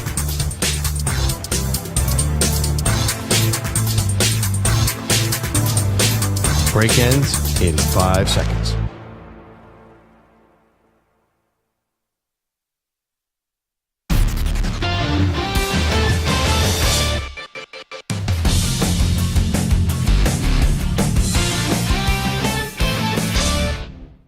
Another NFL week is complete, which means it's another week to freak out about your favorite team. Which takes are truly crazy. But sometimes a game can be so bad, it's almost good. You know what I'm saying? No. And which are so crazy, they might be right. He's 6'5", he's 245 pounds. He's probably a Popeye's biscuit away from being a tight end. Zach lets you know in this week's edition of Overreaction or Proper Reaction. All righty, let's get rocking and rolling. Stuart, what do we got, Stu-Pac? All right, so the Cowboys, they got smoked again, losing 34-10 to the Texans last night as Cooper Rush was forced to throw the ball 55 times, passing for a touchdown. That should be illegal. Yeah, that's not nice. So I didn't even realize that. I'm not going to sugarcoat something. I watched that game for about a quarter and a half, then I fell asleep, and I was so thankful when I woke up and I didn't have to watch that nonsense. He threw the ball 55 damn times. 55. I know they were getting, it wasn't as much of a blood as the final score indicates, it was 17-10 game at halftime, but you never thought that the Cowboys were ever going to win the game. But they had him throw the ball 55 times? Oh, my God. That's That's rancid. Rancid. Continue. Sorry. So noticeably absent from the game was former number 3 pick Trey Lance, whom the Cowboys traded a 4th-round pick for last season. Now today, Sean and RJ on 105.3 The Fan in Dallas asked Jerry Jones if he would like to see more of Trey Lance under center. I don't know that. I thought Rush actually had improvement last night from the game before. And frankly, there were times in that ball game that I thought it was really coming to it. We know that we've got limited time to work with these quarterbacks at this particular time, and I would look for us to stay with the experience. All right, so overreaction or proper reaction? Shut up! The Cowboys should stop talking. Trey Lance the rest of the not you, season. Stu. I'm talking about Jerry Jones. Don't think I'm yelling at you. Oh, do me a favor. Play me Jerry one more time, please. Just play one more time for amusement's sake. I don't know that. I thought Rush actually had improvement last night from the game before. And frankly, there were times in that ball game that I thought it was really coming to it. We know that we've got limited time to work with these quarterbacks at this particular time, and I would look for us to stay with the experience. Okay. At least you saw some improvement from the 13 completions last week that he had for 45 yards. If he couldn't improve from that, that would be a problem. So, good for Cooper Rush. He had some improvements, though. Continue with your question, huh? So overreaction or proper reaction, the Cowboys should start Trey Lance the rest of the season. Absolutely. Absolutely. That's a proper reaction. Cooper Rush is 30 years old. He's a backup quarterback in this league. I'm not saying Trey Lance is going to be the guy.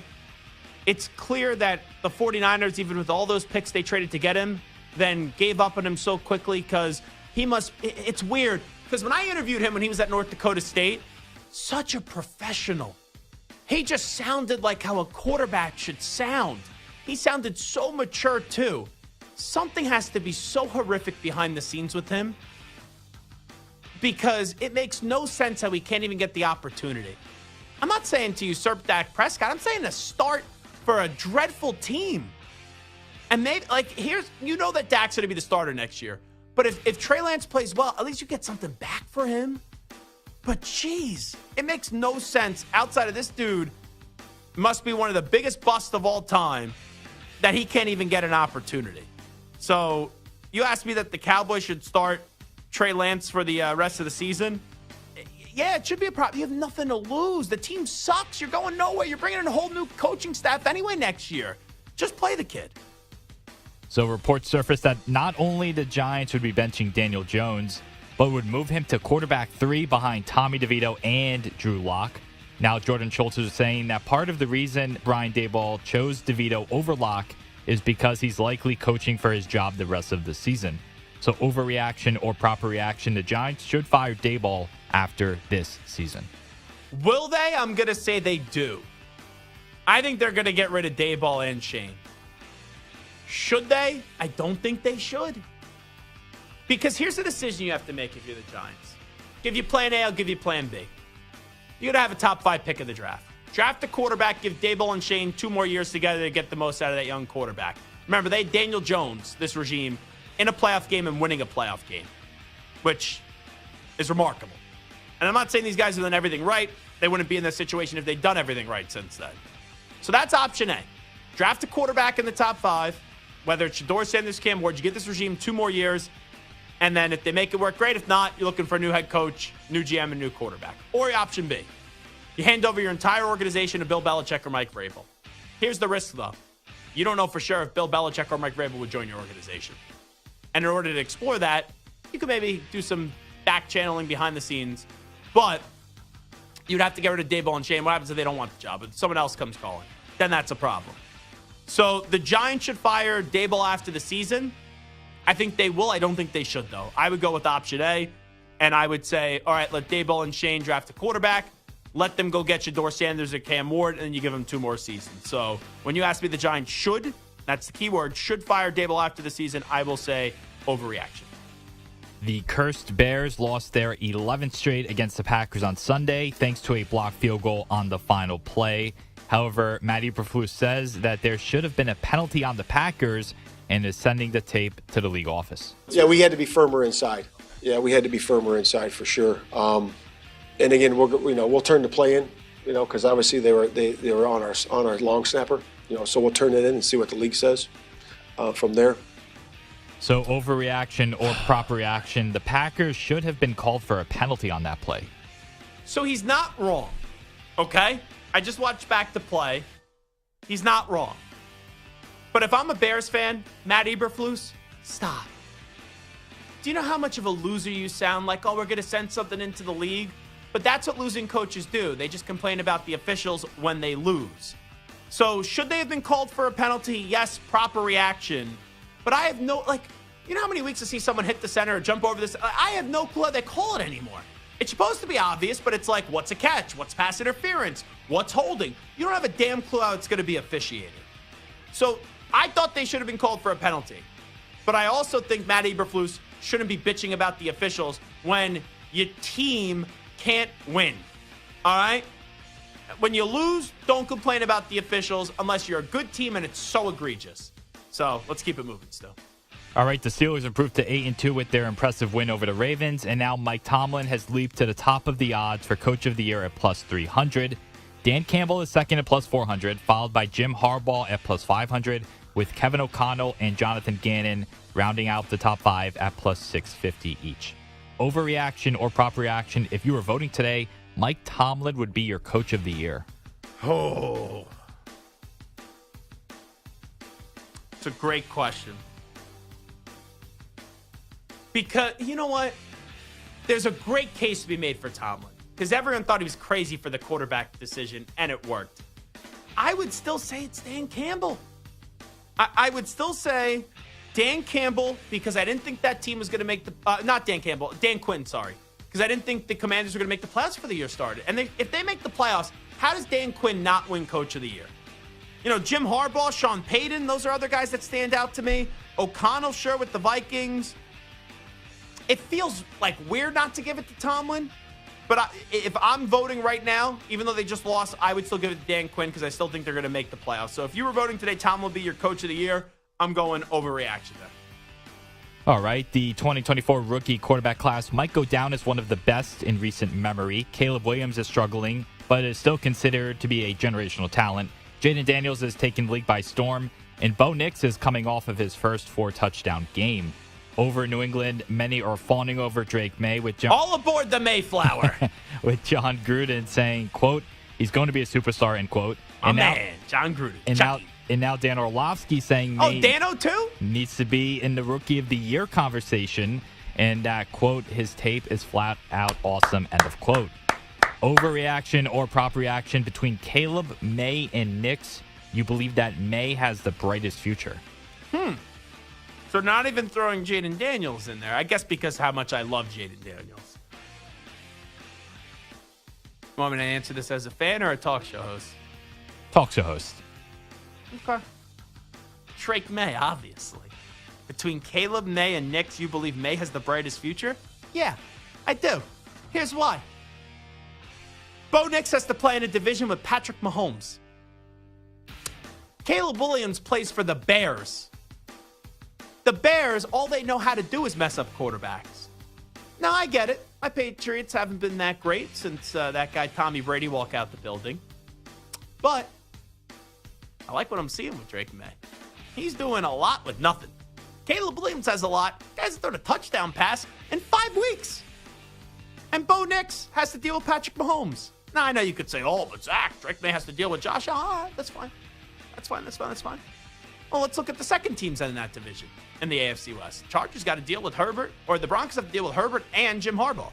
I got to deal with Mike McDaniel and Tua Tagovailoa, overrated, and the Jets. They can't identify a good coach or a quarterback if their life was dependent on it. And if it was put right in front of them underneath their nose. So, yeah, if we're saying who could be the second best in that division for the foreseeable future, because that's what this conversation basically is, I'm going to rock and roll with Drake May. So that is a proper reaction. You believe May has the brightest future between Caleb Williams, Drake May, and Bo Nix. And also, Hickey is all in on Caleb Williams. So that means the guy is not going to be as good as what people think he's going to be. All right, it is Zach Gelb Show on the Infinity Sports Network. We will take a timeout. When we come on back, Who regrets not hiring Jim Harbaugh? One team, and it's very, very, very obvious. Update time. Here is Rich Ackerman. Infinity Sports Network Sports Flash.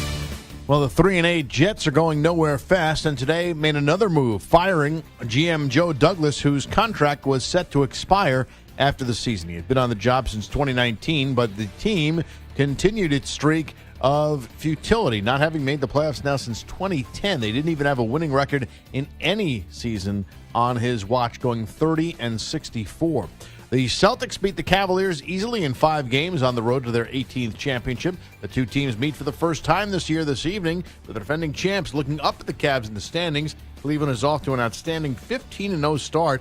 Boston head coach Joe Mazzulla said this has been a much different team since Kenny Atkinson took over. They're crashing as a team, they're cutting more as a team, opening up gaps for those guys to grab the ball, and they're shooting the ball really well, all those guys. And so, yeah, they're just they're playing at a high level right now for sure, and they got a lot of talent, but I think some of the small tweaks that they've made, and they're cutting, they're crashing, and then just their ability to shoot the ball, and then their defensive versatility too.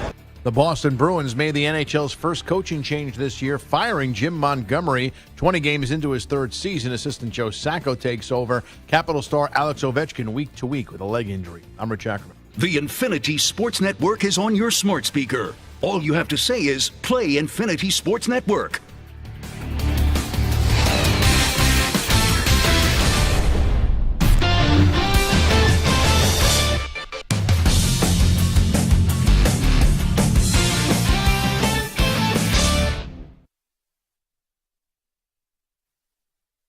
You're in a 5-minute break.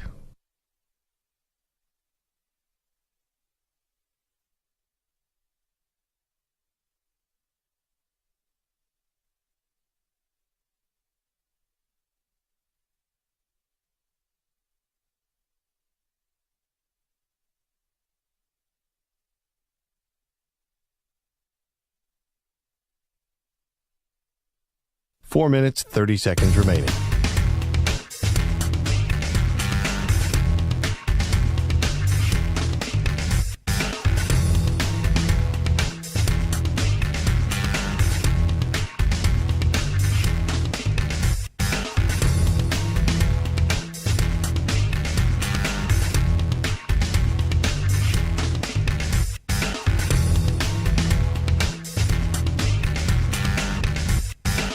Four minutes remaining.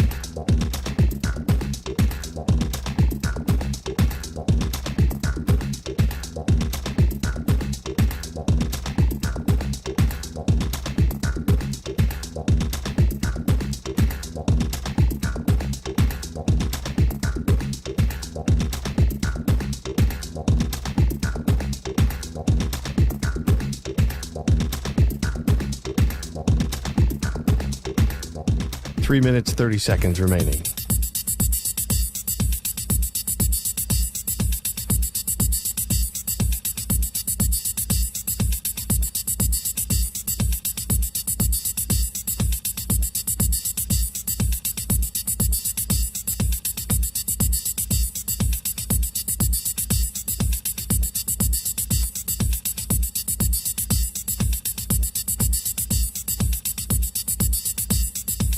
Three minutes remaining.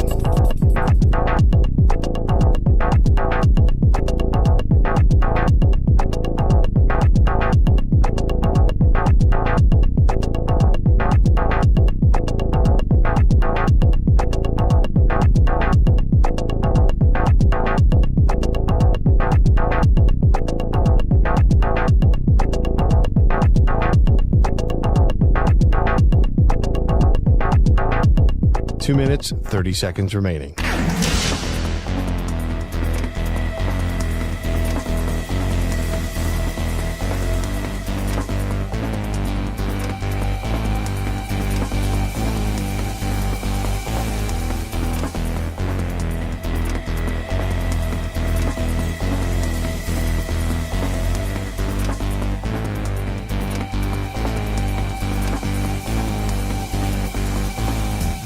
Two minutes remaining.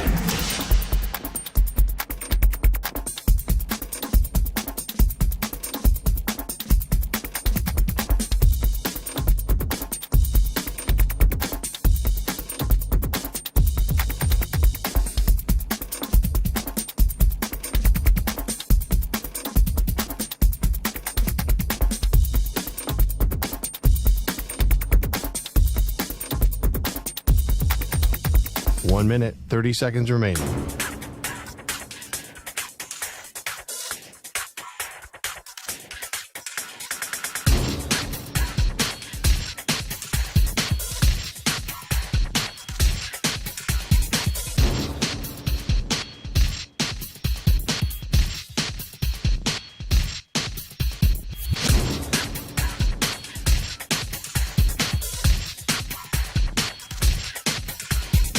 One minute remaining.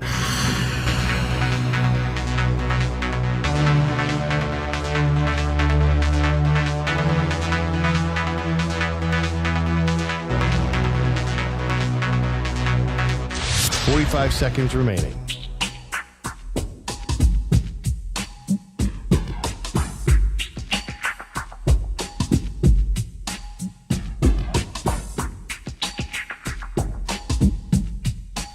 Seconds remaining.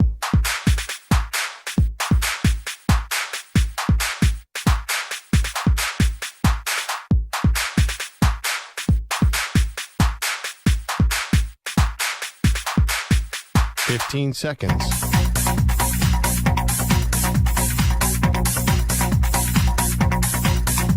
Break ends in 5 seconds.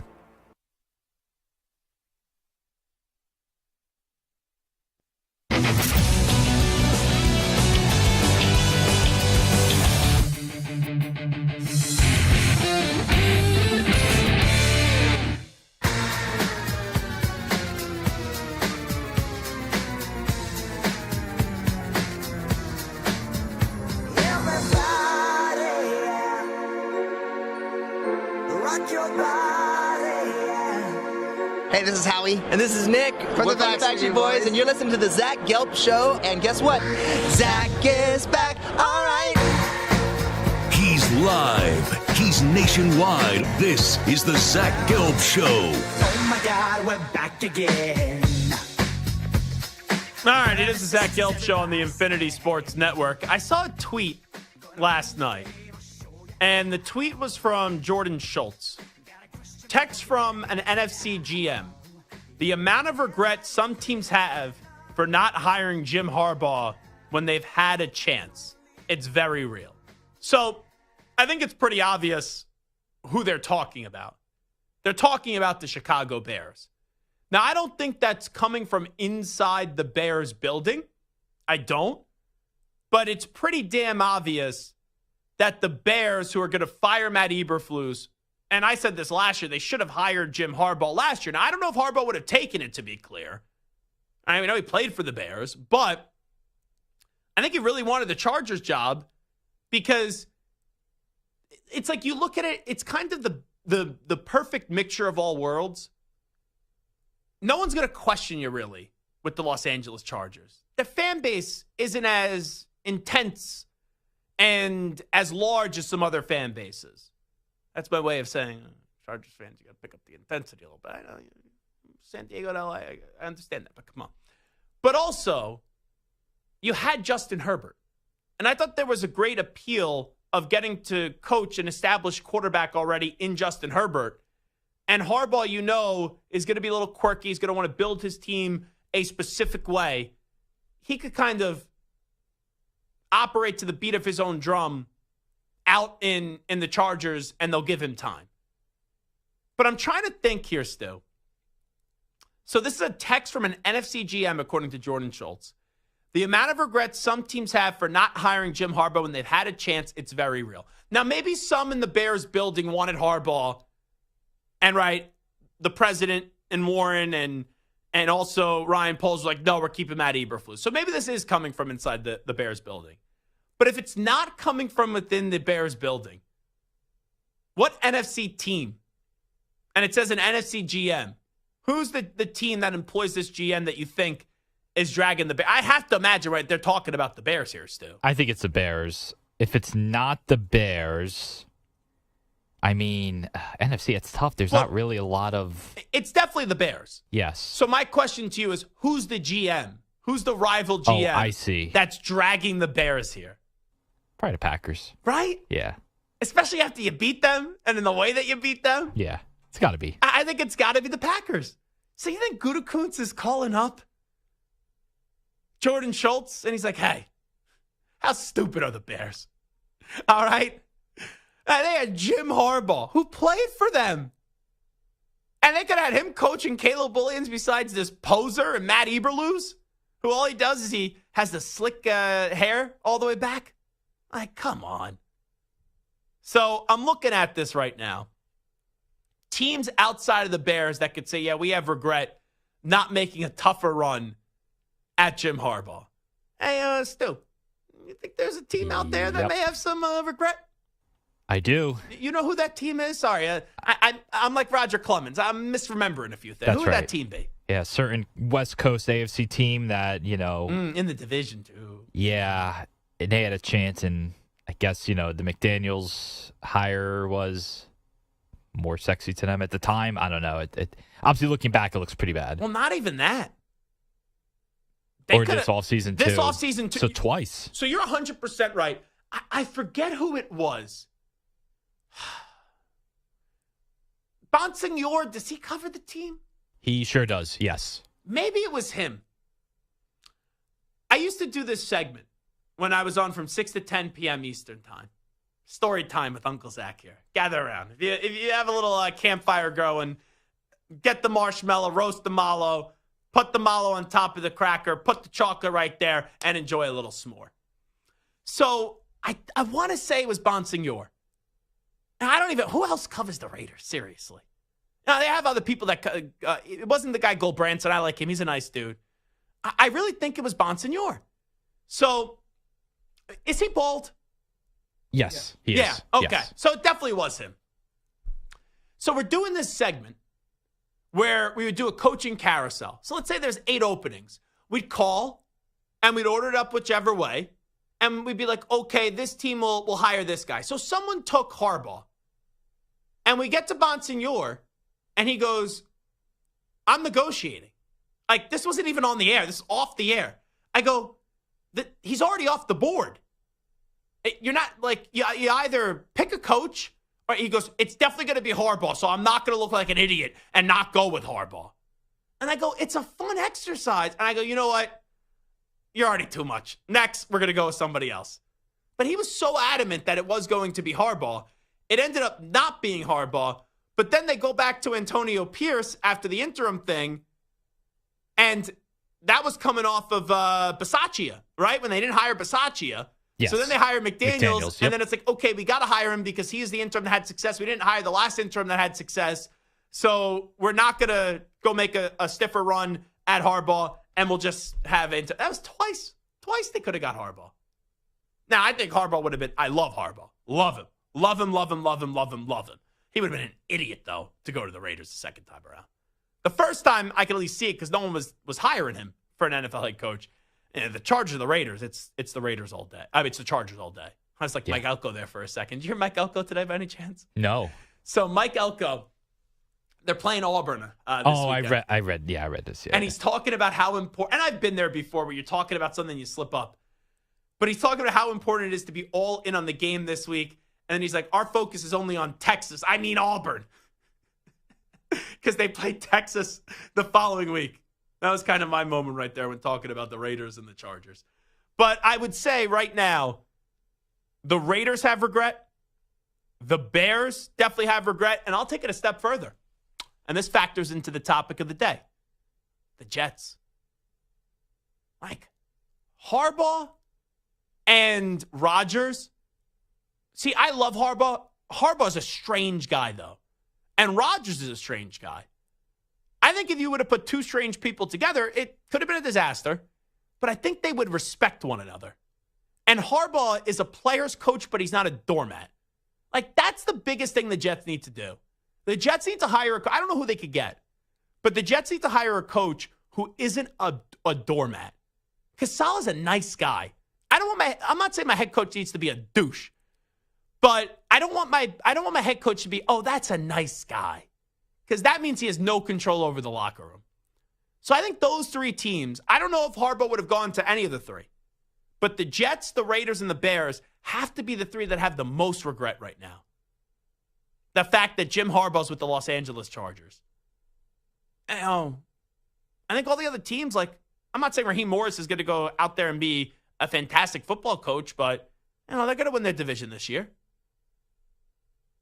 You look around, I think that was the big miss here. And I mean, like the Commanders say, they're 7-4. So they've done a good job with Dan Quinn. I'm not saying I'd rather have Dan Quinn as my coach over Harbaugh, but you can't say you have much regret right there. And I know people are saying, oh, the Bills, right? I was even saying Harbaugh should go to McDermott has that team 9-2 right now. You wonder, though, of Harbaugh if he waited a year. Now, this organization's too cheap, but I don't think they'll get rid of Zach Taylor, but imagine Harbaugh with Burrow. Whew, that would be something. And some people say, oh, what about Jacksonville? Right? Oh, Doug Peterson was coming off. He made the playoffs one year and then missed the playoffs. He deserved a third year. To me, those are the three teams that probably have the most Harbaugh regret. It's the Raiders, it's the Jets, and it's the Bears. Now, maybe he just wanted to go to the Chargers all along. That is definitely a possibility. All righty, fun show today. Zach Gelb Show, Infinity Sports Network. Like to thank Matt Leinart for stopping on by. He says UFC needs to be a tougher football team, so he echoed the sentiments of Clay Matthews, who joined us last week as well, and also said he would slightly prefer Shedeur Sanders over Cam Ward on who should be the first quarterback taken in the draft. We'll see what happens with the College Football Playoff Committee tonight. Once again, I'll give you how I think those teams will be ordered just in the bracket. Just the bracket. I think those teams will be ordered Oregon 1, Texas 2, Miami 3, BYU 4. Then I have Ohio State playing Boise State in the 5-12, Penn State playing Georgia in the 6-11, Indiana playing Ole Miss in the 7-10, and Notre Dame playing Alabama in the 8-9. So that's the way that I have that ordered. We also have to hear Jerry Jones today, which was a doozy. I feel bad for Jerry, and we did a lot on the Jets firing Joe Douglas. So Saleh gone, Douglas gone, and in all honesty, like, let's be real about this. Rodgers should be gone at the end of the year, but for some reason, I think he's going to be coming on back with 1 year left on the contract. Stu, Santa, thank you. Big thanks to each and everybody listening to us today. We'll talk to you tomorrow at 3 p.m. Eastern, noon Pacific time. We'll see who else will get fired from now until then. All righty, bye-bye. Peace.